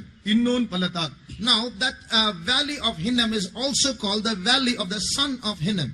இன்னோம் பள்ளத்தாக்கு என்று சொல்லும்போது இன்னோமின் குமாரர் புத்திரண்டி பள்ளத்தாக்கு என்று அழைக்கப்படுகிறது. In the Old Testament in Israel, this valley was popular for a particular evil. இஸ்ரவேலிலே பண்டைய நாட்களிலே இந்த குறிக்கப்பட்டதான இந்த பள்ளத்தாக்கு குறிக்கப்பட்ட விஷயங்கள் நிமித்தமாக பிரசித்தி பெற்ற ஒரு இடமாக இருந்தது. Read 2 Chronicles chapter 28 and verse 3. 2 நாளாகமம் 28ஆம் அதிகாரம் 3ஆம் வசனத்தை வாசியுங்கள். அவன் இன்னும் குமாரரின் பள்ளத்தாக்கிலே தூபம் காட்டி கர்த்தர் இஸ்ரவேல் புத்திரருக்கு முன்பாக துரத்தின ஜாதிகளுடைய அருவருப்புகளின்படியே தன் குமாரரை அக்னியிலே தகித்து போட்டு, Moreover, he burnt incense in the valley of the son of Hinnom and burnt his children in the fire. Enough. So this was a place popular for child sacrificing. இந்த இடம் குழந்தைகளை நரபலி செலுத்துகிறதான பிரசித்தி பெற்ற இடமாக இருந்தது. What would they do? அவங்க என்ன செய்வாங்க? In that valley, இந்த பள்ளத்தாக்கில் there would be certain altars. அங்கு சில மேடைகள் பலிபீடங்கள் இருக்கும். And there they would set up the idol of their gods. அங்கு தங்களுடைய தேவர்களுக்கு இருக்கிறதான விக்கிரங்களை நிறுத்தி, it would be made fully of metal. அது முழுவதும் உலோகத்தால் இரும்பால் செய்யப்பட்டிருக்கும். And the hands of the idol would be like this. அந்த விக்கிரங்களுடைய கைகள் இப்படி இருக்கும். So what they will do is heat up the idol by lighting a fire at the foot of the idol.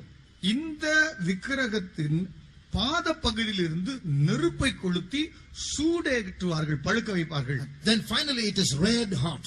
பிற்பாடு அது பழுத்து விடும். And what will do when that metal is red hot, they take a small child and put it on those hands.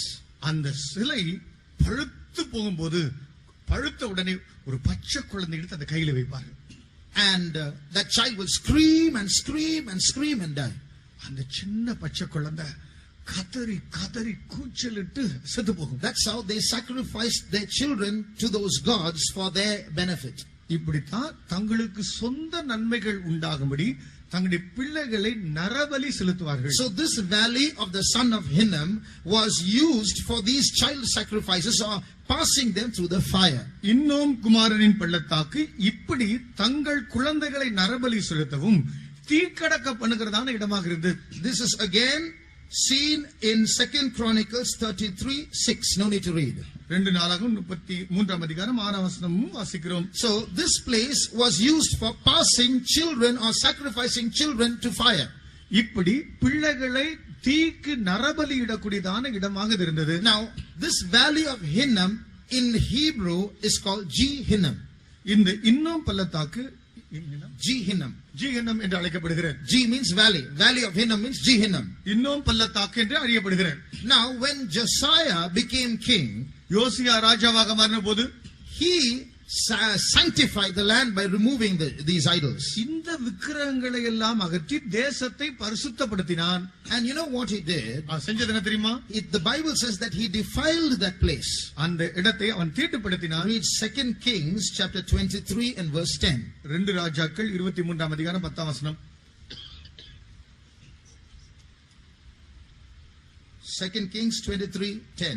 2 ராஜாக்கள் 23ஆம் அதிகாரம் 10ஆம் வசனம். ஒருவனும் மோளேக்குக்கென்று தன் குமாரனையாகிலும் தன் குமாரத்தையாகிலும் தீக்கடக்க பண்ணாதபடிக்கு இன்னும் புத்திரரின் பள்ளத்தாக்கில் இருக்கிற தோப்பேத் என்னும் ஸ்தலத்தையும் அவன் தீட்டாக்கி.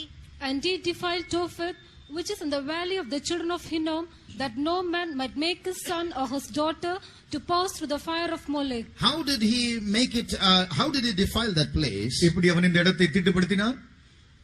This place that was used for wrong religious functions, he made it into the city's garbage dump. இவன் தவறான சடங்காச்சாரங்களை செய்யும்படியாக கையாளப்பட்டதான பிரமதஸ்தருடைய இடத்தை இவன் குப்பை கூலமுள்ள இடமாக மாற்றிவிட்டான். So that's how he defiled that place. இப்படி செய்து அந்த இடத்தை தீட்டுப்படுத்தினான். Later on, many years later, அநேக வருஷத்துக்கு பிற்பாடு Jeremiah makes a prophecy about that place. எரேமியா இந்த இடத்தை குறித்து தீர்க்கதரிசனம் உரைக்கிறார். So when Josiah made it into a garbage dump, that fire started burning as the city's wastes were burning. இப்பொழுது யோசியா இந்த இடத்தை குப்பை கூலமுள்ள மேடாக மாறின போது குப்பை கோல மேடுகளிலே கொளுத்தப்பட்டதான தீ இப்பொழுது அங்கிருந்து எரிந்து புகைக்கடாய் கொண்டே வருகிறது. Gehinnom was associated with fire, burning fire. ஜீஹின்னம் என்கிறதான இந்த வார்த்தை நெருப்பு, தீ இதோடு சம்பந்தப்பட்ட ஒரு பதமாக இங்கு மாறுகிறது. Then Jeremiah makes a prophecy about that same place. இதே இடத்தை குறித்து எரேமியா தீர்க்கதரிசனம் சொல்கிறார். He says it's going to be a place that reveals the judgment of God. தேவனுடைய நியாய தீர்ப்பு உண்டாகக்கூடிய இடமாக மாறப் போகிறது என்று தீர்க்கதரிசனம் உரைக்கிறார். It's going to be a valley of slaughter. இது பலி செலுத்தப்படக்கூடிய இடமாக மாறப் போகிறது. Read Jeremiah chapter 7 verse 32. எரேமியாவின் புத்தகம் 7ஆம் அதிகாரம் 32ஆம் வசனம். ஆதலால் இதோ நாட்கள் வரும் என்று கர்த்தர் சொல்லுகிறார், அப்பொழுது அது அப்புறம் தோப்பேத் என்றும் இன்னும் குமாரரின் பள்ளத்தாக்கு என்றும் சொல்லப்படாமல் சங்கார பள்ளத்தாக்கு என்று சொல்லப்படும். தோப்பேத்திலே இடம் கிடையாமற் போகும் மட்டும் சவங்களை அடக்கம் பண்ணுவார்கள். Therefore, behold, the days come, saith the Lord, that it shall no more be called Tophet, nor the valley of the son of Hinnom, but the valley of slaughter. For they shall bury in Tophet till there be no place. So here is a judgment of God pronounced. தேவனுடைய நியாய தீர்ப்பு இங்கு கூறப்படுகிறது. It's going to be a place called the valley of slaughter, where people are going to see the judgment of God as they see dead bodies accumulating in that place. இது சங்கார பள்ளத்தாக்கு என்று அழைக்கப்படும். இனி ஜனங்கள் இந்த இடத்திலே இவ்விதமாக பிணக்குவியல்களை காணப்போகிறார்கள் என்று சொல்கிறார். So this particular valley called Gehinnom was a place associated with fire and judgment. இந்த ஜீஹின்னம் என்கிற வார்த்தை நெருப்பு, நியாய தீர்ப்பு இப்படிப்பட்ட பதங்களோடு இணைய ஆரம்பிக்கிறது. Later on, as we enter into the New Testament, கடைசியாக பிற்பாடு புதிய ஏற்பாட்டில் பார்க்கும்போது Jesus used the same name to refer to hell. நரகத்துக்கு சொல்லக்கூடிய வார்த்தையின் பதமாக இதே வார்த்தையை தான் இயேசு உபயோகப்படுத்துகிறார். Jesus uses the word in Greek, it's transliterated, and he called that hell Gehenna. இயேசு நரகம் என்கிற வார்த்தையை அது கிரேக்க பாஷையில் மொழிபெயர்ப்பாக சொல்லும்போது ஜீஹென்னம் என்கிற அந்த வார்த்தை உபயோகப்படுத்தப்பட்டிருக்கிறது. So the same name called the valley of Hinnom, where fire burned and judgment was prophesied, is now picked up, and Jesus uses the name Gehenna to refer to another kind of hell. இப்பொழுது இதே நெருப்பு மூண்டு நியாய தீர்ப்பு செலுத்தப்படக்கூடியதான ஜீஹென்னம் என்கிற வார்த்தையை இயேசு எடுத்து நரகம் என்கிற வார்த்தையை குறித்து இதை ஒரு வித்தியாசமான கருத்தில் கொண்டு வருகிறார். Read Matthew chapter 5, மத்தேயு 5ஆம் அதிகாரம் and read verse 29. 29ஆம் வசனம்.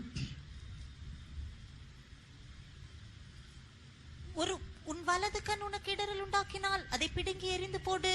உன் சரீரம் முழுவதும் நரகத்தில் தள்ளப்படுவதை பார்க்கிறோம். உன் அவயவங்களில் ஒன்று கெட்டு போவது உனக்கு நலமாயிருக்கும். And if thy right eye offend thee, pluck it out and cast it from thee, for it is profitable for thee that one of thy members should perish, and not that the whole body should be cast into hell. Here the word hell in the root word in Greek is the word Gehenna is used. இங்கு நரகம் என்று சொல்லப்பட்டதான அந்த வார்த்தை இந்த மூல பாஷையின் மூலப்பதமாகிய ஜீஹன்னா என்கிற வார்த்தை உபயோகப்படுத்துகிறது. There are many places where this word comes. இப்படி இந்த வார்த்தைகள் வரக்கூடிய பல இடங்கள் இருக்கிறது. Most of them used by Jesus. அதிகமாய் இயேசுவால் இந்த வார்த்தைகள் உபயோகப்படுத்தப்பட்டிருக்கிறது. One more verse we'll read. இன்னொரு வார்த்தை கூட சொல்லலாம், வாசிக்கலாம். Matthew 10:28. மத்தேயு 10:28. ஆத்மாவை கொல்ல வல்லவர்களாயிராமல் சரீரத்தை மாத்திரம் கொல்லுகிறவர்களுக்கு நீங்கள் பயப்பட வேண்டாம். ஆத்துமாவையும் சரீரத்தையும் நரகத்திலே அழிக்க வல்லவருக்கே பயப்படுங்கள். And fear not them which kill the body, but are not able to kill the soul, but rather fear him which is able to destroy both soul and body in hell. Again, the word used here for hell is Gehenna. இங்கு மறுபடியுமாக நரகத்துக்கு உபயோகப்படுத்தப்பட்டதான வார்த்தை ஜிஹன்னா. Now, what's the difference between Sheol or Hades and Gehenna? Sheol, Hades என்கிற இந்த பதத்துக்கும் ஜிஹன்னாம்ங்கற இந்த வார்த்தைக்கு வித்தியாசம் என்ன? You look at these two verses that were picked out. இப்பொழுது பொறுக்கப்பட்டதான இந்த இரண்டு வார்த்தைகளை பாருங்கள். In both these verses, you will notice something common. இந்த இரண்டு பதங்களிலும் ஒரு காரியம் பொதுவாய் பார்க்கலாம். Jesus here in these verses speaks not only about the soul going into hell, he also speaks about the body going into hell.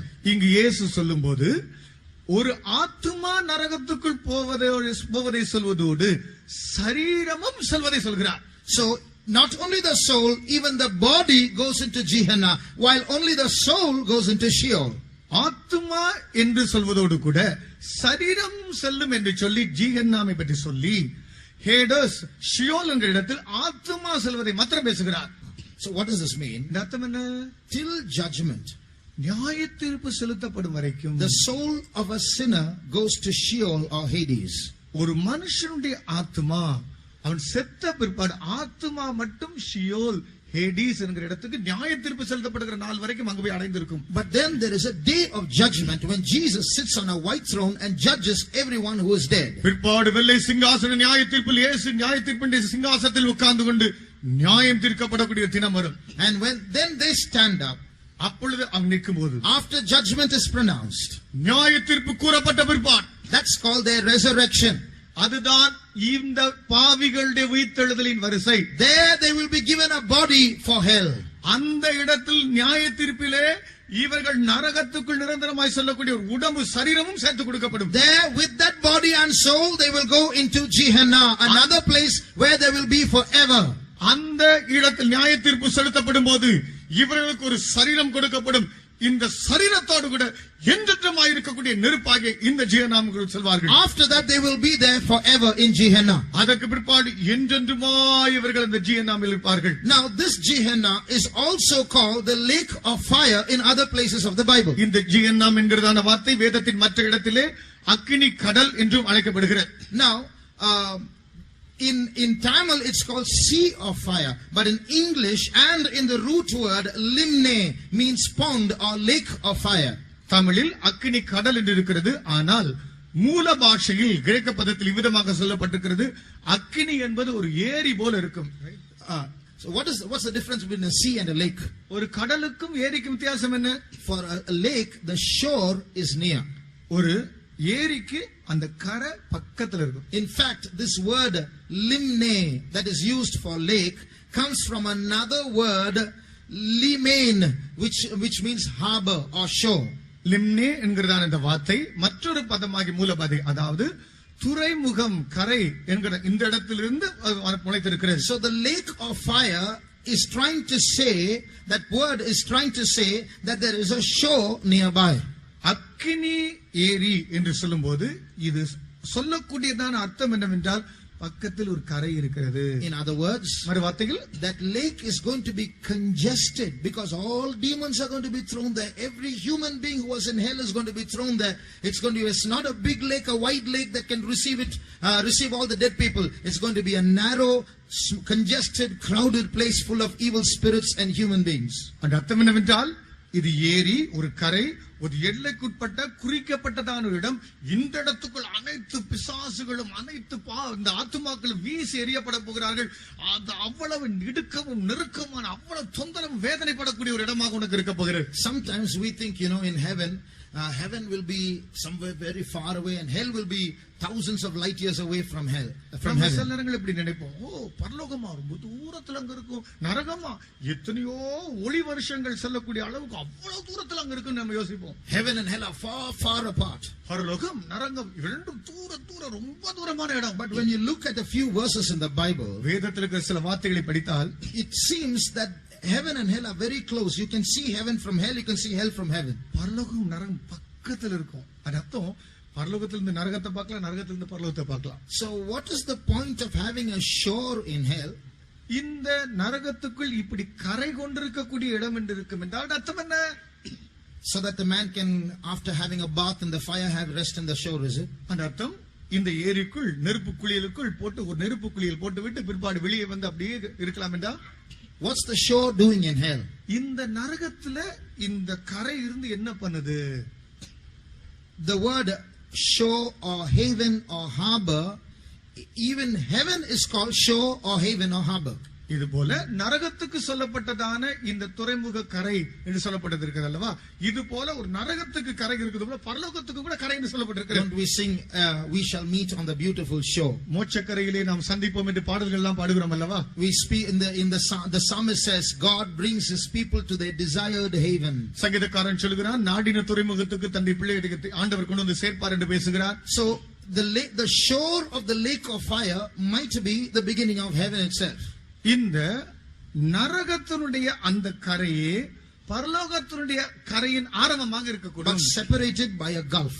ஆனால் ஒரு இடைவேளையினால் பிரிக்கப்பட்டிருக்கும். You can see heaven from hell, you can see hell from heaven, but you cannot go to those places. நரகத்திலிருந்து பரலோகத்தை பார்க்கலாம், பரலோகத்திலிருந்து நரகத்தை பார்க்கலாம், இங்கிருந்து அங்க தாவி செல்ல முடியாது. The rich man saw Abraham but could not go there. Abraham saw the rich man but could not go there. ஐஸ்வரியவான் அங்கிருந்து தான் ஆபிரகாமை பார்த்தான், நான் ஆபிரகாம் அங்கிருந்து ஐஸ்வரியவானை பார்த்தான், ஒருவர் போய் சந்திக்க முடியாது. Even literally speaking, எழுத்தின்படி சொன்னாலும் the valley of Hinnom and Jerusalem in Israel are next to each other. இன்னும் பள்ளத்தாக்கு என்று இஸ்ரவேல்ல சொல்றோம் அல்லவா? அதுவும் எருசலேமும் பக்கத்தில் இருக்கிற இடம். Read Joshua chapter 15 and verse 8. யோசுவா 15ஆம் அதிகாரம் 8ஆம் வசனம். அப்புறம் எபூசியர் குடியிருக்கிற எருசலேமுக்கு தென்புறமாய் இன்னோமுடைய குமாரனின் பள்ளத்தாக்கை கடந்து வடக்கே இருக்கிற ராட்சதருடைய பள்ளத்தாக்கின் கடைசியில் மேற்காக இன்னும் பள்ளத்தாக்கின் முன்னில் இருக்கிற மலையின் சிகரம் மட்டும் ஏறி போய் And the border went up by the valley of the son of Hinnom unto the south side of the Jebusite, the same is Jerusalem. Enough. So here you see valley of Hinnom and Jerusalem are nearby. இங்கு இன்னும் பள்ளத்தாக்கும் எருசலேமும் பக்கத்தில் இருக்கிறது. This is also mentioned in Joshua 18:16, but no need to read it.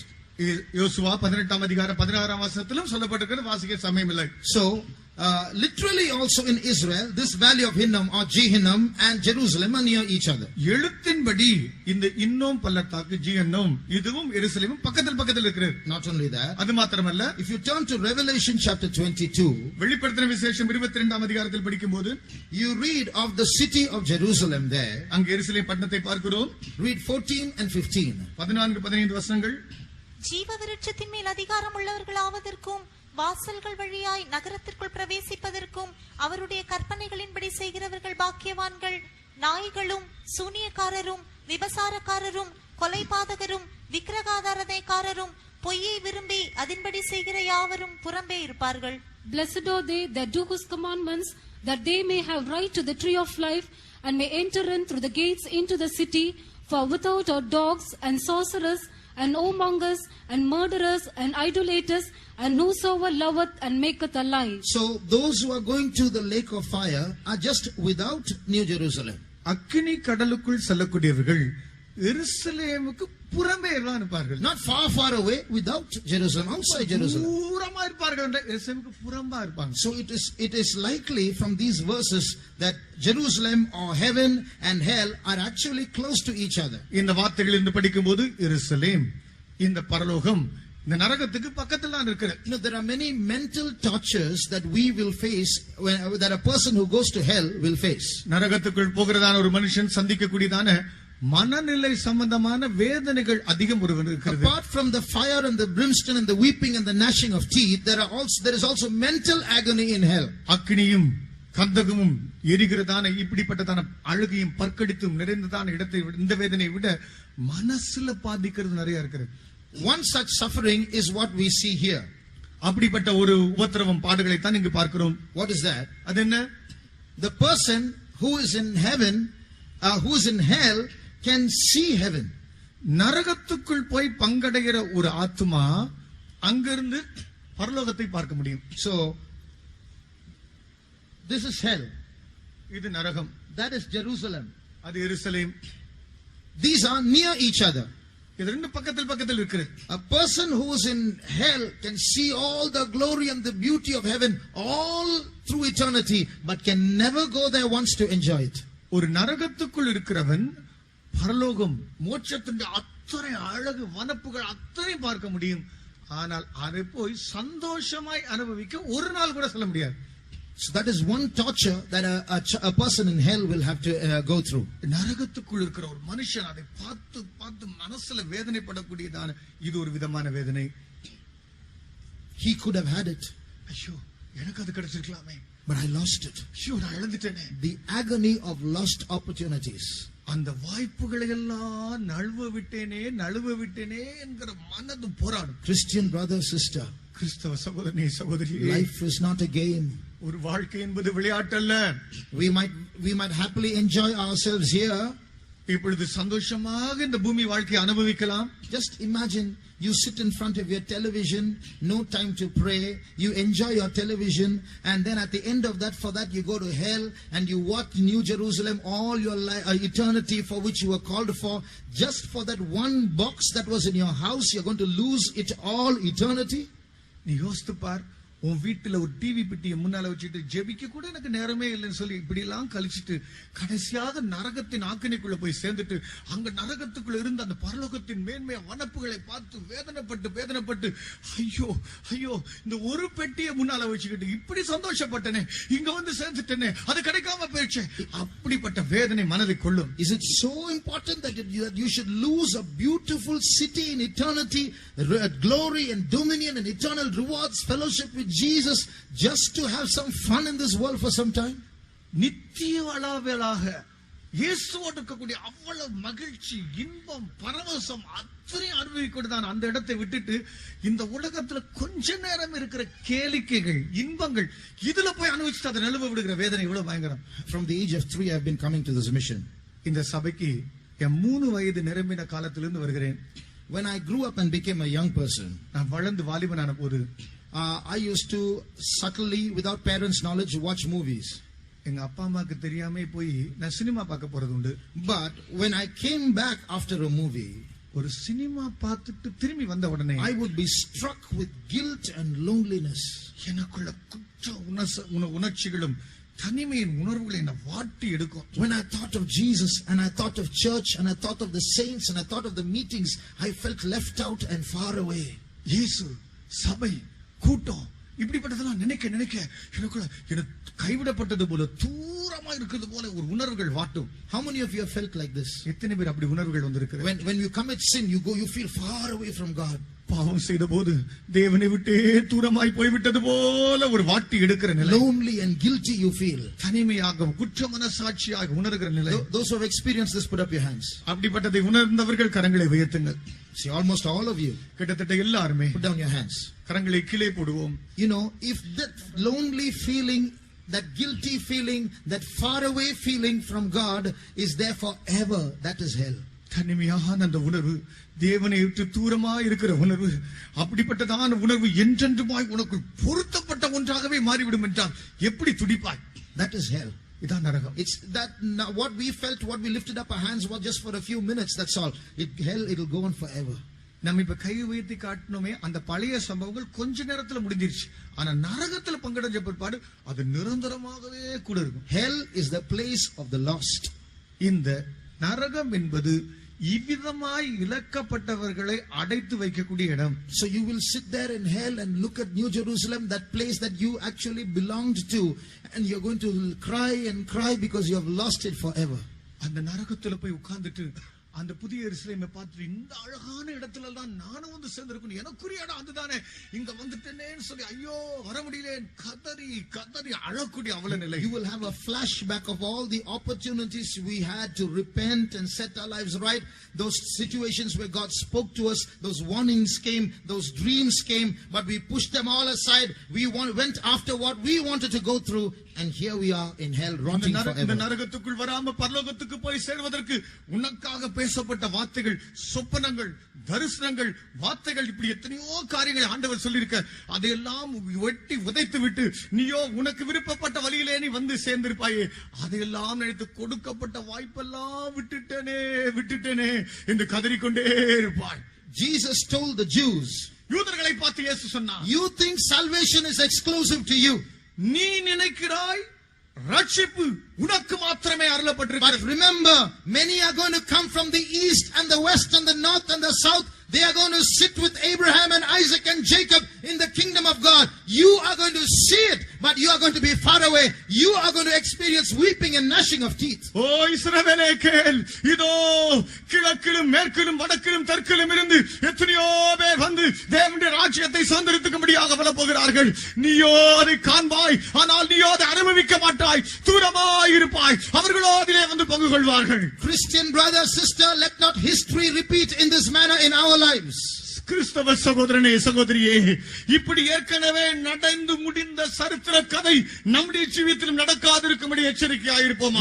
We might think that we are going to go to heaven because we are Christians, but if we are not careful about the life we live, we are going to suffer great eternal damage in our lives. கிறிஸ்தவர்களாக இருக்கிறோம், நிச்சயமாக பரலோகத்துக்கு போய் விடுவோம் என்று யோசித்துக் கொண்டே இருக்க வேண்டாம்.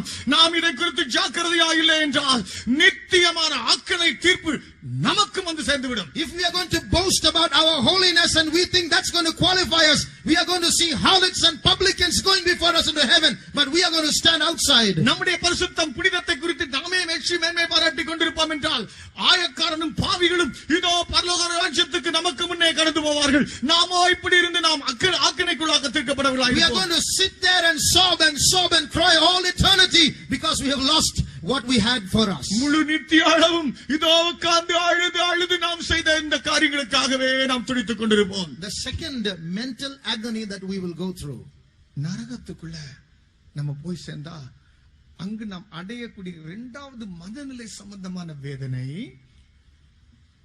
when hell is Gehenna or the lake of fire is eternal. ஜிஹன்னா, ஹெல், இது நித்தியமாய் சதா காலங்களும் இருக்கிற அக்கினி. What is eternity? நித்தியம்னா என்ன? See, if hell was only 100 years, நரகம் 100 வருஷத்துக்கு தான். you sinned 50 years, so you're going to suffer 100 years. நீ 50 வருஷம் கஷ்டப்பட 50 வருஷம் 100 வருஷமாக கஷ்டப்பட வேண்டியிருக்கும். 50 years you sinned, therefore you will suffer 100 years. 50 வருஷம் பாவம் செஞ்சு 100 வருஷம் கஷ்டப்படு. Suppose hell was like that.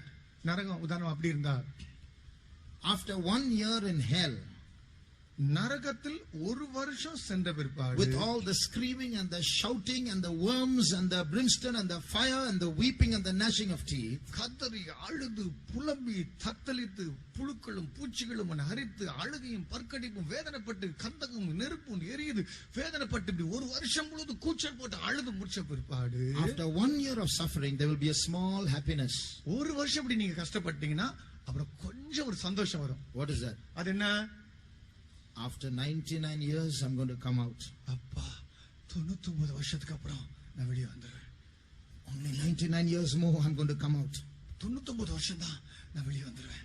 After 99 years in hell, 99 வருஷம் இப்படி நரகத்துல வேதனைப்பட்டு கூச்சல் போட்டு அப்படி கஷ்டப்பட்ட பிற்பாடு, all that 99 years of screaming and all that suffering, there will be a big happiness in hell. 99 வருஷம் கதறி கூச்சல் போட்டு அழுது நரகத்துல புலம்புன பிற்பாடு ஒரு சந்தோஷம் இருக்கும். What is that? அது என்ன? 1 more year and I'm going to come out. இன்னும் ஒரே ஒரு வருஷம் தான் நான் வெளியே வந்துடுவேன்.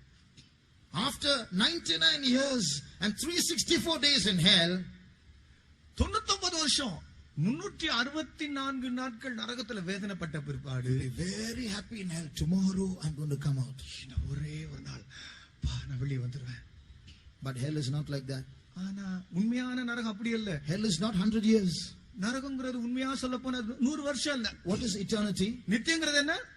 After you suffer 100 years in hell, நித்திய சொல்லும்போது 100 வருஷம் நரகத்துக்குள்ள நீ கஷ்டப்பட்ட பிற்பாடு 1000 more years. இன்னும் 1000 வருஷம். After suffering that 1000 years, அந்த 1000 வருஷம் கஷ்டப்பட்ட பிற்பாடு 10,000 more years. இன்னும் 10,000.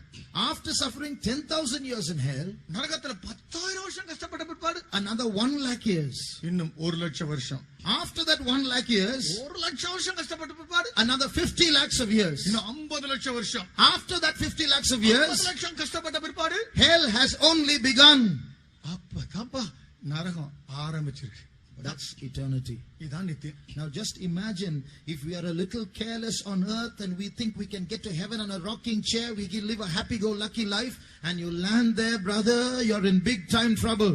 கவுனிங்க, இப்படி கொஞ்ச கால பூமியில இஷ்டப்படிலாம் வாழ்ந்துட்டு பாவங்கள் எல்லாம் செஞ்சுக்கிட்டு ஊஞ்சலாடிக்கிட்டு உல்லாசமாக இப்படி எல்லாம் மோட்சக்கரையில பரலோகத்துக்கு போய் சேர்ந்தெல்லாம் நீங்க யோசிக்கிறீங்களா? You're going to be ending in big time trouble. நீங்க அதிகமான கஷ்டமான இடத்துக்குள்ள போய் சேர போறீங்க. One more mental agony that you will face in hell.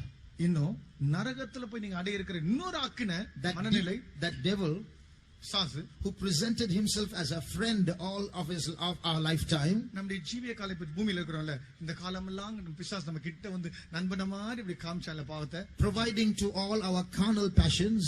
நம்முடைய மாம்ச இச்சைகள் எல்லாம் தீர்த்துக்கிறதுக்கு பல வாய்ப்புகளை கொடுத்தான்ல. He provided those opportunities so that we can be happy in our carnal ways. நம்முடைய மாம்சமான விதங்கள பாவத்தை அனுபவித்து சந்தோஷமா இரு என்று சொல்லி பல வாய்ப்புகளை கொடுத்தானே. You hear a sermon like this about heaven and hell, and you hear another whisper behind your back, don't listen to all this, it's all crap, it's all just rubbish. You enjoy your life, you have just one life, so you enjoy it as you like. பரலோகம், நரகம் இப்படிப்பட்ட தேவ செய்திகளை கேட்டுக்கொண்டே இருக்கும்போது அவன் கிட்ட வந்து, ஹே, ஒரே ஒரு வாழ்க்கை, சந்தோஷமா இரு, அனுபவி, உல்லாசமா இரு, இவனை ஏமாத்திக்கடா, இப்படியே உன்ட சொல்லி சொல்லி உன் காதுகளை சொல்லிருப்பானே. You know, when I was in sin, நான் பாவத்தில் வாழ்ந்த போது I used to think like this. இப்படி நான் யோசித்தேன்.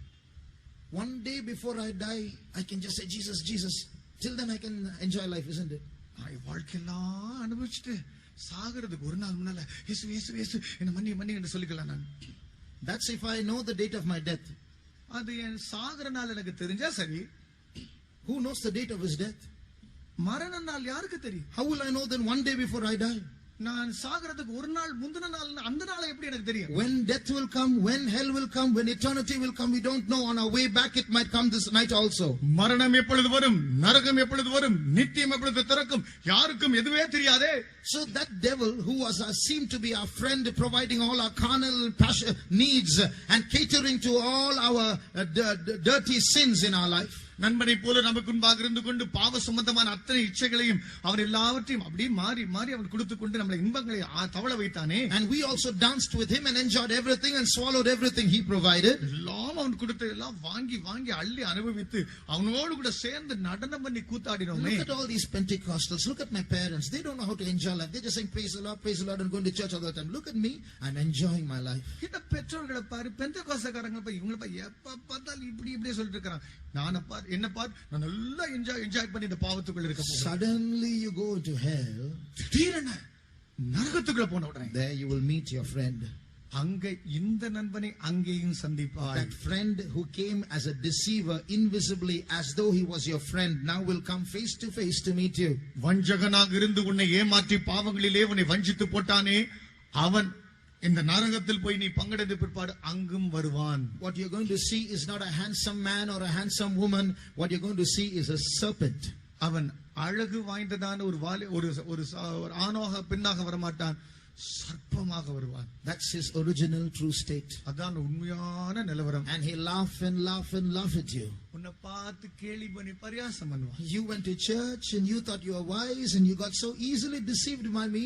ஏய், நீயும் சமயம் நீங்களா ரொம்ப ஞான மாதிரி நினைச்சீங்களே, பத்தியா அவனை வஞ்சித்து வந்துட்டியா? That will give you mental agony. அது உன் மனசு கொல்லுவது. I was deceived. I was a fool. I was a fool. ஐயோ, ஏமாத்தப்பட்டுட்டேனே.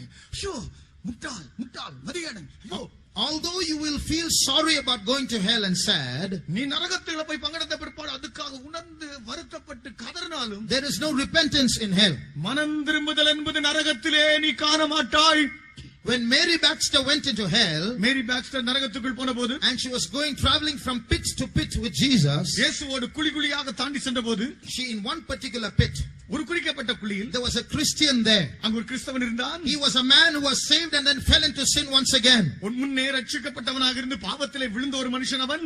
He looked at Jesus. இயேசுவை நோக்கி பார்த்தான். Jesus, I'm sorry for what I did. இயேசுவே, இயேசுவே, நான் செஞ்சதுக்கெல்லாம் மன்னிச்சுக்கோங்க, மன்னிச்சுக்கோங்க. Jesus, give me one more chance. I'll be right. இயேசுவே, எனக்கு ஒரே ஒரு வாய்ப்பு கொடுங்க, நான் சரியாயிரேன். Jesus said, my son, I gave you so many chances when you were alive. இயேசு அவனை பார்த்து, என் மகனே, உனக்காக எத்தனையோ வாய்ப்புகளை நான் கொடுத்தேனே. Now it is too late. இப்பொழுது மிகவும் தாமதமாகிவிட்டது. By the law, by the rules, even I can't do anything. பிரமாணத்தினாலும் என்னாலும் இப்பொழுது ஒன்றும் செய்ய இயலாது. Then he cried, Lord, one chance, I'll prove myself. அவன் கத்துகிறான், ஆண்டவரே, ஆண்டவரே, ஒரு வாய்ப்பை எனக்கு தாரும், ஒரு வாய்ப்பை தாரும். Then Jesus said, no son, it's too late. என் மகனே, இது அதிக தாமதமாயிற்று, இனி உனக்கு வாய்ப்பில்லை. Your chances are over. உன்னுடைய வாய்ப்புகள் எல்லாம் முடிவடைந்தன. When this man saw that he had no more chance, இனியும் வாய்ப்பில்லை என்பதை இந்த மனுஷன் கண்டபோது, that same man who cried out to the Lord and said, Jesus, give me one chance. இயேசுவே, ஒரு வாய்ப்பை தாங்க, ஒரு வாய்ப்பை தாங்க, தாங்க, அப்படி கத்துன இந்த மனுஷன், that Mary Baxter saw in her experience, that same man clenched his fist towards Jesus and shouted bad words at Jesus. இந்த மேரி பாக்ஸ்டர் தன்னுடைய புத்தகத்தில் இப்படி எழுதுகிறார்கள், தன் கண்ணால கண்ட காரியத்தை இப்படி கெஞ்சினவன் தன்னுடைய முஷ்டியை இப்படி இயேசு நோக்கி உயர்த்தி பிடிச்சிட்டு கெட்ட வார்த்தை சொல்லி திட்டுறார். That's the repentance of hell. நரகத்தின் மனம் திரும்புதல் இதுவே. How terrible is hell. நரகம் எவ்வளவு பயங்கரம். How dangerous is hell. நரகம் எவ்வளவு ஆபத்துள்ளது. Brother, sister, it's very near. ஐயோ சகோதரனே, சகோதரி, அது மிகவும் அண்மையில் இருக்கிறது. Just one step beyond death. மரணத்துக்கு ஒரு அடி அப்புறம். I want to tell you that we are here not to just to feed you with some information about heaven and hell. நரகம் பரலோகம் என்று தகவல் மையமாக சில செய்தி தொகுப்புகளை கொடுக்கும்படியாக நாங்கள் இங்கே இல்லை. You may be listening to us from the sides and from the streets. நீங்கள் சாலைகளிலும் பக்கவாரங்களில் இருக்கிறதான அடையாளங்களை காண்பீர்கள். I want to tell you, after you listen to all these things, the decision is yours. இவைகளை எல்லாம் சந்தித்த பிற்பாடு தீர்மானம் முடிவெடுப்பது உன்வசமே. You can walk out of this place saying all this is a big lie, all these are just conversion techniques, and you can walk away. It's your wish. போனாலும் போகும், இதெல்லாம் பொய், மதங்களை மதமாற்றக்கூடியதான ஜனங்களை வைக்கக்கூடியது என்று சொல்லி நீ இதோ அவசியம் நீ கடந்து போய் விடலாம். Or you can submit to Jesus Christ and offer your life and come to heaven. அல்லது இயேசுவிடத்தில் உன் ஜீவியத்தை எடுத்து சமர்ப்பித்து பரலோகத்தை வந்து அடையவும் செய்யலாம். What are you going to do? நீ என்ன செய்ய போற? Heaven is real. பரலோகம் நிஜம். Hell is real. நரகம் நிஜம். Death is real. மரணம் உண்மை. Eternity is real. நித்தியம் உண்மை. Today you have to make your decisions. இன்றைக்கு நீ தீர்மானம் எடுக்க வேண்டும். Don't say tomorrow. நாளை என்று சொல்லாதே. Don't say I will think about it and to decide later. நான் இதை பற்றி கொஞ்சம் யோசித்துக் கொள்கிறேன், பிற்பாடு தீர்மானம் பண்ணி பொறுத்துக் கொள்கிறேன் என்று சொல்லாதே. Tomorrow is not ours. நாளை நம்முடையதல்ல.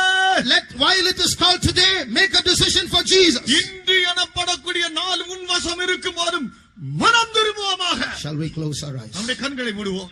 The Bible says hell has opened its mouth so large and wide. பாதாளம் மட்டில்லாமல் தன் வாயை திறந்திருக்கிறது என்று வேதம் சொல்கிறது. Many human beings every minute are falling into hell. ஒவ்வொரு நிமிஷமும் எத்தனையோ மனுஷர்கள் அந்த பாதாள குழிக்குள் விழுந்து கொண்டே இருக்கிறார்கள். But Jesus has the power to stop that inflow. இதோ இயேசுவே அந்த உள்ளே வந்து விழுகிறதானதை தடுத்து நிறுத்தக்கூடிய வல்லமை படைத்தவர். So many human beings are traveling every day towards hell. நரகத்தை நோக்கி ஒவ்வொரு மனுக்குலம் இன்னைக்கு போய்க்கொண்டே இருக்கிறது. They don't know where they are going. They are laughing and enjoying their lives and going towards hell. தாங்கள் போகிற இடம் என்னதென்று அறியாமல் சந்தோஷமாய் சிரித்து கேலி பண்ணி பரியாசம் பண்ணி போய்க்கொண்டே இருக்கிறார்கள். But today the power of Jesus must touch them. இன்றைக்கு இயேசுவின் வல்லமை அவர்களை தொடத்தான் வேண்டும். The power of salvation must touch them. ரட்சிப்பின் வல்லமை அவர்களை தொடத்தான் வேண்டும். All those who are saved, put up your hands. எத்தனை பேர் ரட்சிக்கப்பட்டிருக்கிறீர்களோ கரங்களை உயர்த்துங்கள். Those who have had the experience of salvation, put up your hands. ரட்சிப்பின் அனுபவத்தை பெற்றவர்கள் கரங்களை உயர்த்துங்கள். Those who have put up your hands, listen to me. கரங்களை உயர்த்தவர்கள் நான் சொல்வதை கேளுங்கள். In you is a power. உனக்குள் ஒரு வல்லமை சக்தி புதைந்திருக்கிறது. When you pray, நீ ஜெபிக்கும் போது you can bring the salvation of Jesus into a lost soul. இழந்து போன ஆத்துமா என்று யாராவது இருப்பார்கள் என்றால் நீ ஜெபிக்கும் போது இயேசுவின் வல்லமை அவர்களுக்கு கொண்டு வந்து தரக்கூடிய சக்தி உனக்குள்ளே இருக்கிறது. Now all of us are going to pray. இப்பொழுது எல்லாரும் ஜெபிக்க போகிறோம். All sisters hold hands. எல்லா சகோதரிமார்களும் கரங்களை பிடித்துக் All கொள்ளுங்கள். brothers hold hands. சகோதரமார்கள் நீங்கள் கரங்களை பிடித்துக் கொள்ளுங்கள். Few minutes our battle is going to begin. கொஞ்ச நேரத்தில் யுத்தம் ஆரம்பிக்கட்டும். You may not see it, but angels and demons are going to have a warfare in heavenly places. உன்னால் நாங்கள் சொல்வதை இப்பொழுது காணுவதற்கு எதுவாக இல்லாதிருக்கலாம். ஆனால் ஜெபிக்கும் போது இதோ வானத்திலே பிசாசுகளுக்கும் ஆண்டவருடைய தூதர்களுக்கும் யுத்தம் மூட போகிறது. Right now as we are praying, நாம் ஜெபிக்கிற இந்த நேரத்திலே so many demons are hanging on the backs of sinners. இதோ பாவிகளின் பின்பாய் தொங்கிக் கொண்டிருக்கிற அநேக பிசாசுகள். So all those demons are going to believe in Jesus' name. இயேசுவின் நாமத்தில் அவர்களை விட்டு அது ஓட போகிறது. Because the power of Jesus is going to operate through our prayer. இயேசுவின் வல்லமை நம்முடைய ஜெபத்தின் மூலம் செயலாற்ற போகிறது. In the name of Jesus. இயேசுவின் நாமத்தில், By the blood of Jesus. இயேசுவின் இரத்தத்தில் We command all the demons hanging on the backs of sinners to leave them. பாவிகளின் பின்பாய் ஒட்டிக்கொண்டு தொங்கிக் கொண்டிருக்கிற அந்த அசுத்த ஆவிகள் பிசாசுகளை இயேசுவின் நாமத்தில் துரத்துகிறோம், கட்டளையிடுகிறோம். Right now. இப்பொழுதே If there is any demon possessing anyone here, இங்கு யாராவது பிசாசு பிடித்திருக்கும் என்றால், in the name of Jesus, இயேசுவின் நாமத்தில் we command that demon to leave. அந்த பிசாசு வெளியே போகும்படி கட்டளையிடுகிறோம். Let Jesus be exalted in this place. இயேசுவின் நாமம் இந்த இடத்தில் உயர்த்தப்படட்டும். Let Jesus be exalted in this land. இயேசுவின் நாமம் இந்த தேசத்தில் உயர்த்தப்படட்டும். Darkness is fleeing. அந்தகாரம் ஓடுகிறது. Light is coming down into this place. இந்த இடத்தில் வெளிச்சம் வீசுகிறது. Oh, Jesus is going to save many people today. இயேசு அநேகரை இன்றைக்கு ரட்சிக்க போகிறார்.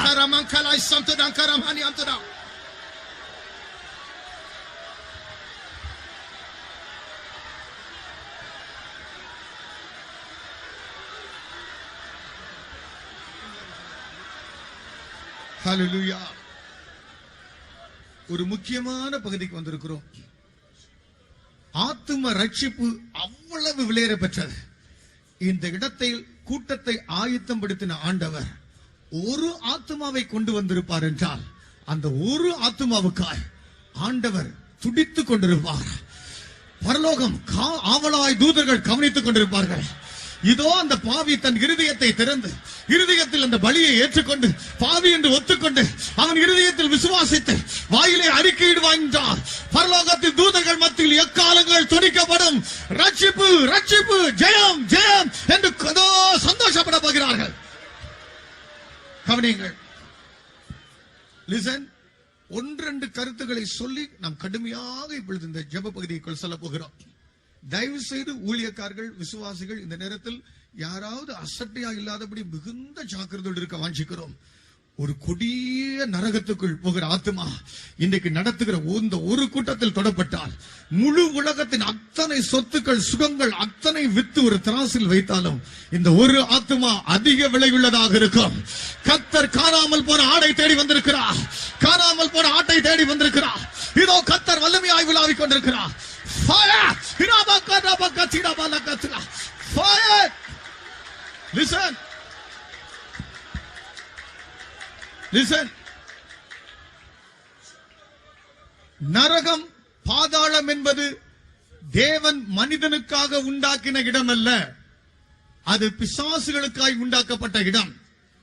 நரகம் என்பது ஒரு மனிதன் போய் பங்கடைவது தேவன் அவனை தள்ளுகிறபடியினால் அல்ல, மனிதன் தன்னை பாவத்துக்கென்று தெரிந்து கொள்வது நிமித்தமாகவே அடையக்கூடிய சம்பள இடமாக இருக்கிறது. ஆகவே நரகம் மனிதனும் தெரிந்து கொள்ளக்கூடிய இடம், தேவன் உன்னை தெரிந்து வைத்திருக்கிற இடம் அல்ல. இன்றைக்கு கர்த்தர் உன் தெரிந்து கொள்ளுதல் என்ன என்று கேட்கிறார். இன்றைக்கு பாவத்தை நீ தெரிந்து கொள்வாய் என்றால், தொடர்ந்து இன்பங்களை தொழுது கொள்வாய் என்றால், மாம்ச ஆவிகளின் இச்சைகளை தொடர்ந்து கொள்வாய் என்றால், இன்றைக்கு பாதாளம் நரகவன் பக்கத்தில் வந்து கொண்டிருக்கிறார். Hell is not the choice of God, it's a choice of man. மனிதனே, நீ தெரிந்து கொள்வது இதோ உன் பக்கத்தில் இயேசு நின்று கொண்டிருக்கிறார். உன் பக்கத்தில் இயேசு நின்று கொண்டிருக்கிறார். என் மகனே, என் மகளே, உனக்காக நான் மரித்தேனே, எனக்காக நீ என்ன செய்தாய்? என் கைகளில் இருக்கிற இரத்தத்தை பார். ஆணி அரைந்த இரத்தம் ஒழுகிக் கொண்டே இருக்கிறார். என் கால்களில் இருக்கிற இரத்தத்தை பார். இதோ உனக்காக நான் அறையப்பட்டேனே.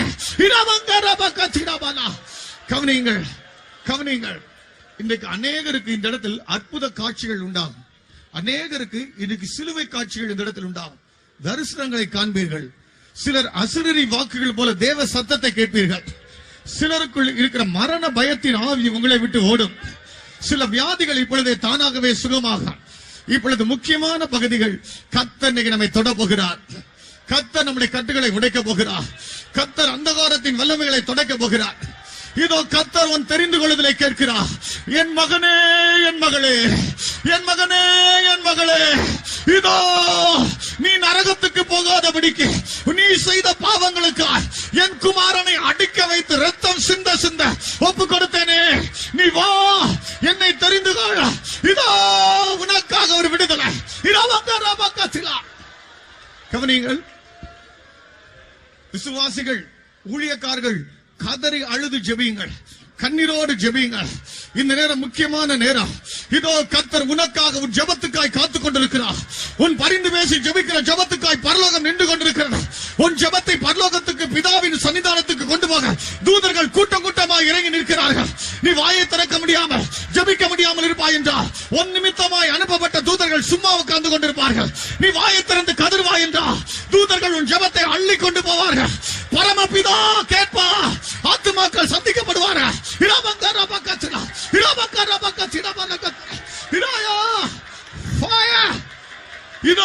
இதோ உத்தமமாய் ஜெபிக்கிற ஒருவன் ஜெபம் கேட்கப்படுகிறது. அங்கே ஒரு பாவி மனம் திரும்புகிறான், இங்கே ஒருவன் அழுது புலம்புகிறான். இதோ இன்னொருத்தருடைய ஜெபம் கேட்கிறது. கர்த்தர் அவரை தொடுகிறார், அந்த கட்டப்பட்டவனை கர்த்தர் தொடுகிறார். இதோ உன் ஜெபம் கேட்கப்படுகிறது.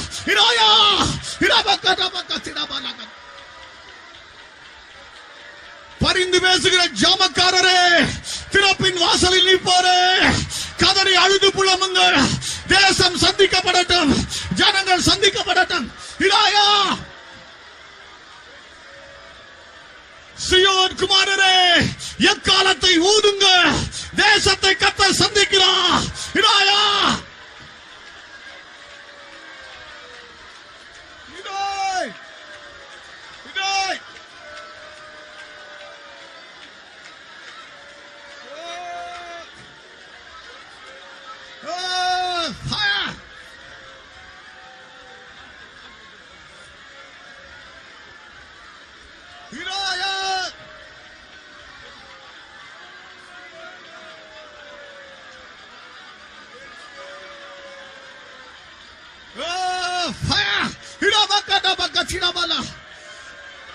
உன்னுடைய ஜெபத்தை கேட்ட தேவன், உன்னை ஜெபத்தை சுமந்து கொண்டு பிதாவின் சன்னிதானத்துக்கு கொண்டு போன தூதர்கள் இதோ வல்லமையாய் புறப்பட்டு வருகிறார்கள்.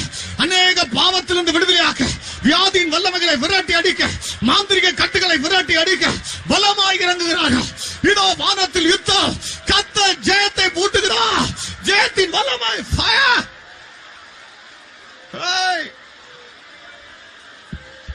கவனிங்கள், கவனிங்கள். நம்பர் 2, தேவ ஜனமே, ஒன்று நான் சொல்லட்டும், இந்த இடத்துக்கு புதிதாக வந்தவர்கள் யாராக இருக்கட்டும், நீ 1000 கொலைகளை செய்தாய், விபச்சாரத்தை செய்தாய், திருடினாய், பயங்கர தவறுகளை செய்தாய், இதற்காக இயேசு உன்னை தண்டிக்க மாட்டார். இதற்காக பரலோகம் உன்னை தண்டிக்காது. பரலோகம் உன்னை ஒரே ஒரு காரியத்துக்காகத்தான் தண்டிக்கும். ஏனென்றால் நாம் எல்லாருமே தவறு செய்யக்கூடியவர்கள். சிலர் மனதளவில் பாவத்தை செய்வோம், சிலர் இருதயத்தில் பாவத்தை செய்வோம், சிலரோ துணிகரமாய் செயலில் செய்து மாட்டிக்கொள்வோம். கோர்ட்டும் போலீசும் செயலில் செய்த பாவத்துக்கே தண்டிக்கும். ஆனால் தேவனோ செயலில் செய்த பாவம் அல்ல, மனதிலே செய்த பாவத்துக்கும் தண்டனை செலுத்தக்கூடியதான ஒரு இடம் வரப்போகிறது. ஆனாலும் அதை தப்பித்துக் கொள்ள கர்த்தர் உனக்கு ஒரு வழியை தருகிறார். நீ செய்த பாவங்களுக்காக நான் தண்டிக்கிறவர் அல்ல, கர்த்தர் ஒரே ஒரு காரியத்துக்காகத்தான் தண்டிப்பார். நீ பாவம் செய்து பயங்கர கொடிய ஆக்கினைக்குள்ளாக இருக்கும் போது என் குமாரனை அனுப்பி, பாவமே செய்யாத என் இயேசுவை அனுப்பி, என் மடியில் செல்ல பிள்ளையாயிருந்த இயேசுவை அனுப்பி, நீ அடிபடக்கூடாது, நீ ரத்தம் சிந்தக்கூடாது, நீ நரகத்துக்கு போகக்கூடாது, அவரை கொடூரமாய் கொலை செய்தேனே, அந்த பலியை ஏற்றுக்கொள்ளாததற்கே தண்டனை, அதை ஏற்றுக்கொள்ளாததற்கே தண்டனை. அப்பா இது கதறு, அப்பா இது கதறு, இன்றைக்கு அந்த பலியை ஏற்றுக்கொள்கிறேன். Listen, செய்த பாவத்துக்கு தண்டனை அல்ல, பாவம் செய்து தண்டனைக்குரியவனாய் இருக்கும் போது உனக்காக அனுப்பப்பட்ட இயேசுவை ஏற்றுக்கொள்ளாத, விசுவாசிக்காமல் இருப்பதற்கு தண்டனை. இன்றைக்கு விசுவாசித்தால் இன்றைக்கு உனக்கு விடுதலை. கர்த்தர் நீ பாவத்தில் இருந்து விடுதலையாகி விடு என்று சொல்லவில்லை. விசுவாசி, நான் உன்னை விடுதலையாக்குகிறேன் என்கிறார். நீ விசுவாசி, நான் உனக்கு சுகத்தை தருகிறேன். இயேசுவை ஏற்றுக்கொள். இயேசுவே தேவன். இதாயா அநேகருக்கு இயேசு சிலுவையில் அறைந்த காட்சி காணப்படுகிறது. அநேகருக்கு இயேசு சிலுவையில் அறைந்த காட்சி காணப்படுகிறார். இதோ கதறி அழுகிற அநேகர். இதாயா லிசன், இப்பொழுதும் என் இருதயத்துக்குள் இயேசுவே உம்முடைய பலியை ஏற்றுக்கொள்கிறேன், உம்முடைய பலியை நான் ஏற்றுக்கொள்கிறேன். நான் பாவம் செய்தேன், ஆனால் பாவம் இல்லாத நீர் உம்முடைய குமாரனை அனுப்பி பாவமில்லாத அவரை எனக்காக பலி செலுத்தினேன். அந்த பலியை அப்படியே ஏற்றுக்கொள்கிறேன், அப்படியே ஏற்றுக்கொள்கிறேன். நான் பாவி என்று ஒத்துக்கொள்கிறேன், அந்த பலியை விசுவாசிக்கிறேன், என் வாயினால் அறிக்கை பண்ணுகிறேன் என்று சொல்லக்கூடியவர்கள் இதோ எழும்பி நில்லுங்கள், எழும்பி நில்லுங்கள். இந்த நேரத்திலும் நான் பாவி, எனக்கு ஒரு விடுதலை வேண்டும் என்று சொல்லக்கூடியவர்கள், கதறி அழக்கூடியவர்கள் எழுந்து நின்று கொள்ளுங்கள், முந்திக் கொள்ளுங்கள்.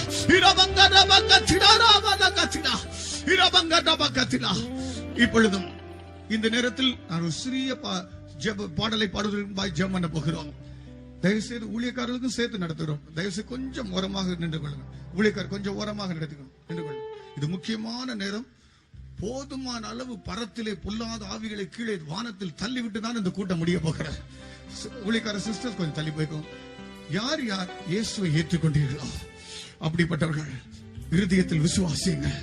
இயேசுவின் கைகளில் இரத்தம், கால்களில் இரத்தம், அப்படி உடம்பெல்லாம் இரத்தம், கதறுகிற கோர காட்சி, ஏலோயி ஏலோயி லாமா சபக்தானி என்று கத்தி கதறுகிற அந்த காட்சி, அப்பா நான் விசுவாசிக்கிறேன், இனி நான் பாவம் செய்ய மாட்டேன் என்று கதறி அழுகிறவர்கள், தலையிலும் நெஞ்சிலும் அடித்துக் கொண்டு அழுது புலம்புகிறார்கள். அழுது புலம்புங்கள், அப்பா இது அதறுகிறார்கள். இதோ ஒரு பாவியின் சத்தத்தை கத்த கேட்கிறார், இதோ அவன் கூக்குரலை கத்த கேட்கிறார். பெரிய விடுதலை. லிசன், நாங்கள் ஒரு சிறிய பல்லவி பாட போகிறோம். அப்பொழுது தயவு செய்து பிரதர்ஸ் கூட கொஞ்சம் ஒதுங்கிக்கோங்க.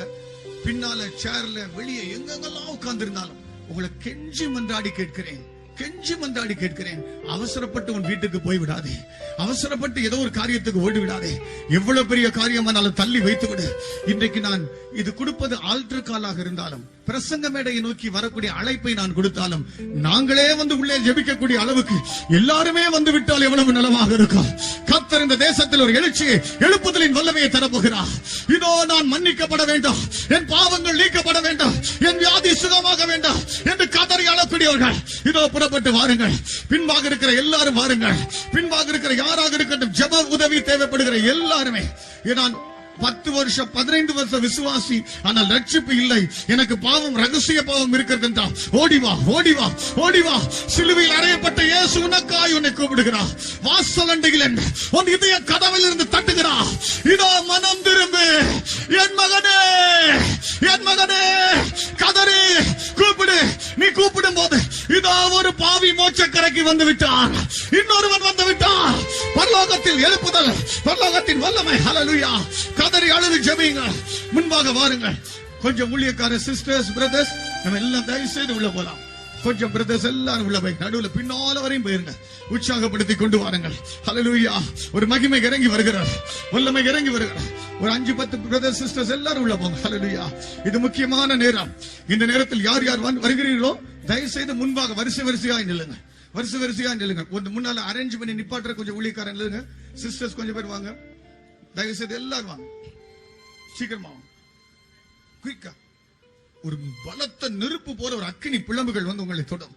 இன்றிலிருந்து உன் சாப கட்டு நீங்கும், இன்றிலிருந்து மரண ஆவி உன்னை விட்டு நீங்கும். பயங்கரமான கொடிய ஆவிகளை அநேகரை விட்டு துரத்த போகிறார். நிறைய பேர் உள்ள போங்க, கடைசி வரையும் போங்க. ஹல்லேலூயா. பிரதர்ஸ் எத்தனை பேர் உள்ள போக முடியுமோ போங்க. ஹல்லேலூயா. போய் முன்னால வரவங்க அப்படியே லைன்ல நிக்க வைங்க, நிக்க வைங்க. ஆமென். தாவீது நீ முன்னால வந்து லைன்ல நிக்க வைங்க. சிஸ்டர்ஸ் யாராவது ஒருத்தங்க முன்னால, கிரேசக்கா முன்னால வந்து நிக்க வைங்க. ஹல்லேலூயா. கதறி ஜெபிங்கள், கதறி ஜெபிங்கள். நான் பாடல் பாடிக்கொண்டிருக்கும் போதே வாருங்க. வந்த பிற்பாடு பெரிய வல்லமை தொடும். 30 வருஷம் 40 வருஷம் விசுவாசி ஆனாலும் ரட்சிக்கப்படவில்லை என்று ஒரு பாவம் உன்னை வாட்டிக் கொண்டிருக்கும் என்றால் கர்த்தர் உன்னை அழைக்கிறார், கர்த்தர் உன்னை அழைக்கிறார். ஹல்லேலூயா. கதறி அழுது ஜெபிக்கிறவர்களே இதோ வாருங்கள். ஹல்லேலூயா. வல்லமை இறங்குகிறது. சாரில் இருக்கிறவர்கள் கூட உள்ளே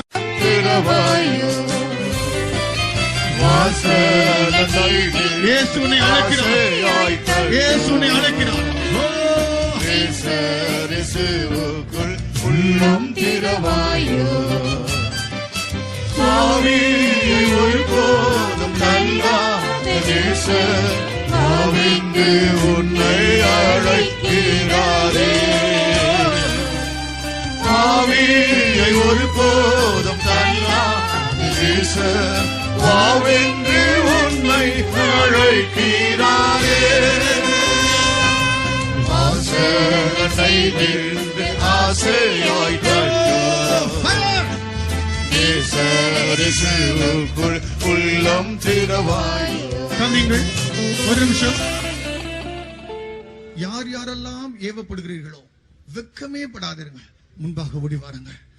முன்னால் நிற்கிற ஊழியக்காரங்க உள்ளெல்லாம் போய் யார் யாரெல்லாம் சந்திங்க. ஊழியக்காரங்க சேர்ல இருக்கிறவங்க எல்லாம் போய் சந்திங்க. இது ஒரு ஆத்துமாவுக்காய் கர்த்தர் தேடி வந்திருக்கிறார். காணாமல் போன ஒரு ஆட்டை தேடி வந்திருக்கிறார். அந்த ஆடு கதறி கொண்டிருக்கிறார், அதுக்கு வழி தெரியவில்லை. இந்த பிரசங்க மேடைக்கு கூட வர வேண்டும், ஒப்பு கொடுக்க வேண்டும் என்று கூட அது தெரியாது. நீ போய் அந்த ஆடை தேடு. ஆத்தும பாரம் கொண்டோரே, சபையோரே, காணாமல் போன ஆடுகளை தேடுங்கள். கர்த்தர் நமக்கு இந்த உத்தரவாதத்தை கொடுத்திருக்கிறார். இதோ புறப்படுங்கள். ஏராளம் பேர் வந்து கொண்டிருக்கிறார்கள், ஏராளம் பேர் வருகிறார்கள். வருகிறவர்கள் கண்களை மூடி உங்கள் பிரச்சனைகளை சொல்லிக்கொண்டே இருங்கள். அழுது அழுது சொல்லுங்க. இதோ தேடிக்கொண்டு வாருங்கள். பின்பாக நிற்கிறவர்களை கூப்பிட்டுக் கொண்டு வாருங்கள். விசுவாசிகள் ஒருவேளை ஆண்டவரை ஏற்றுக்கொள்ளாதவர்களாக இருந்தால் கூட நீயும் வா, நீயும் வா. ஹல்லேலூயா. மனமாறி மறுபடி பிறந்திடாயாகில் மகிழ்வரின் ராஜ்யம் காணக்கூடுமோ. மனமாறி மறுபடி பிறந்திடாயாகில் மகிழ்வரின் ராஜ்யம் காணக்கூடுமோ. பிறந்தாலும் ஜனத்தாலும் ஆவியாலும்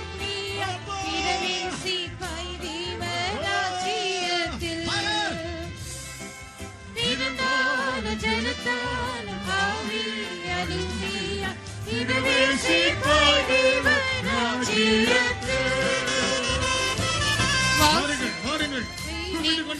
ஆசையாய் தட்டும்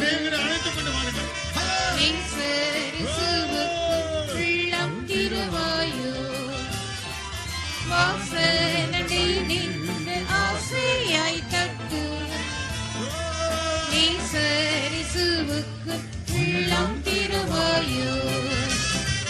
வழியும் சத்தியமும் ஜீவனும் இயேசு.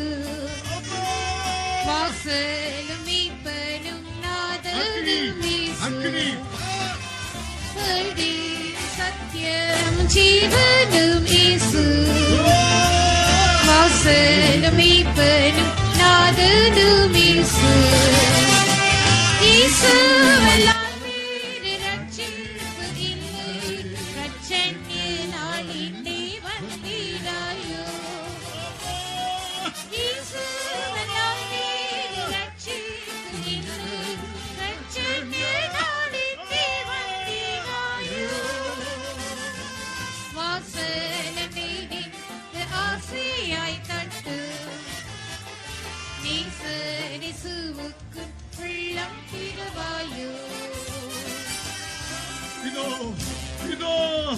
கர்த்தர் உன்னை நேசிக்கிறார். இயேசு உன்னை நேசிக்கிறார். உன்னை கலக்கின ஆவிகள் வெளியே போகிறார்கள். இப்பொழுதும் திரும்பமாக இந்த பாடலை பாடுவதற்கு முன்பாக எந்த இடத்தில் நின்று கொண்டிருந்தாலும் இயேசுவை ஏற்றுக்கொள்ள வாஞ்சிப்போர், விடுதலை பெற வாஞ்சிப்போர், பரலோகத்தை செல்ல வாஞ்சிப்போர், இந்த ஜெபத்தை என்னோடு கூட சேர்ந்து சொல்லுங்கள். கண்களை மூடிக்கொள்ளுங்கள். உன் இதய கதவுகளை திறந்து கொள்ளுங்கள். சத்தமாய் சொல்லுங்கள். இதோ இயேசு உன்னை விடுதலையாக்குகிறார். இயேசப்பா, சத்தமாய் சொல்லுங்கள். இயேசப்பா, என்னை முற்றிலும் உமக்கு ஒப்புக் கொடுக்கிறேன். தேவனே, என்னுடைய முழு ஆவி, ஆத்மா, சரீரம், எனக்குண்டான எல்லாவற்றையும் உமக்கே பிரதிஷ்டை பண்ணுகிறேன். இயேசுவே, நான் ஒரு பாவி. என் பாவங்களுக்காய் நீர் மரித்தீர். உம்முடைய சிலுவை பலியை ஏற்றுக்கொள்கிறேன், விசுவாசிக்கிறேன், அறிக்கையிடுகிறேன். அப்பா, என்னை மன்னியும். என் சத்துருக்களை மனப்பூர்வமாய் மன்னிக்கிறேன். அவர்களை ஆசீர்வதியும். பிசாசே, பாவமே, மாம்ச வல்லமையே, மாந்திரிக கட்டுகளே, வியாதிகளே, இயேசுவின் நாமத்தில் என்னை விட்டு விலகி பாதாளத்துக்கு புறப்பட்டு போ. நான் இனி இயேசுவுக்கு மாத்திரம் சொந்தம். இயேசுவே என்னை ஆசீர்வதியம், விடுதலை ஆக்கும், பரலோகத்துக்கென்று ஆயத்தப்படுத்தும். இயேசுவின் நாமத்தில் வேண்டிக் கொள்கிறேன் பிதாவே, ஆமேன். இதோ ஒரு அக்கினி இறங்கிக் கொண்டே இருக்கிறார், வல்லமை இறங்கிக் கொண்டே இருக்கிறார். சிலருக்குள் பெரிய விடுதலை, அந்தகார கட்டுகளை கத்த தகர்க்கிறார். வல்லமை, fire. இரத்தத்தால் விடுதலை, இரத்தத்தால் விடுதலை. இதோ அக்கினி இறங்கி வருகிறார். அநேகரை கத்த விடுதலை ஆக்குகிறார், சாசுகளை கத்த துரத்துகிறார். fire. மாந்திரிக கட்டுகள் உடைகிறது. இரத்தத்தாலே விடுதலை, இரத்தத்தாலே விடுதலை,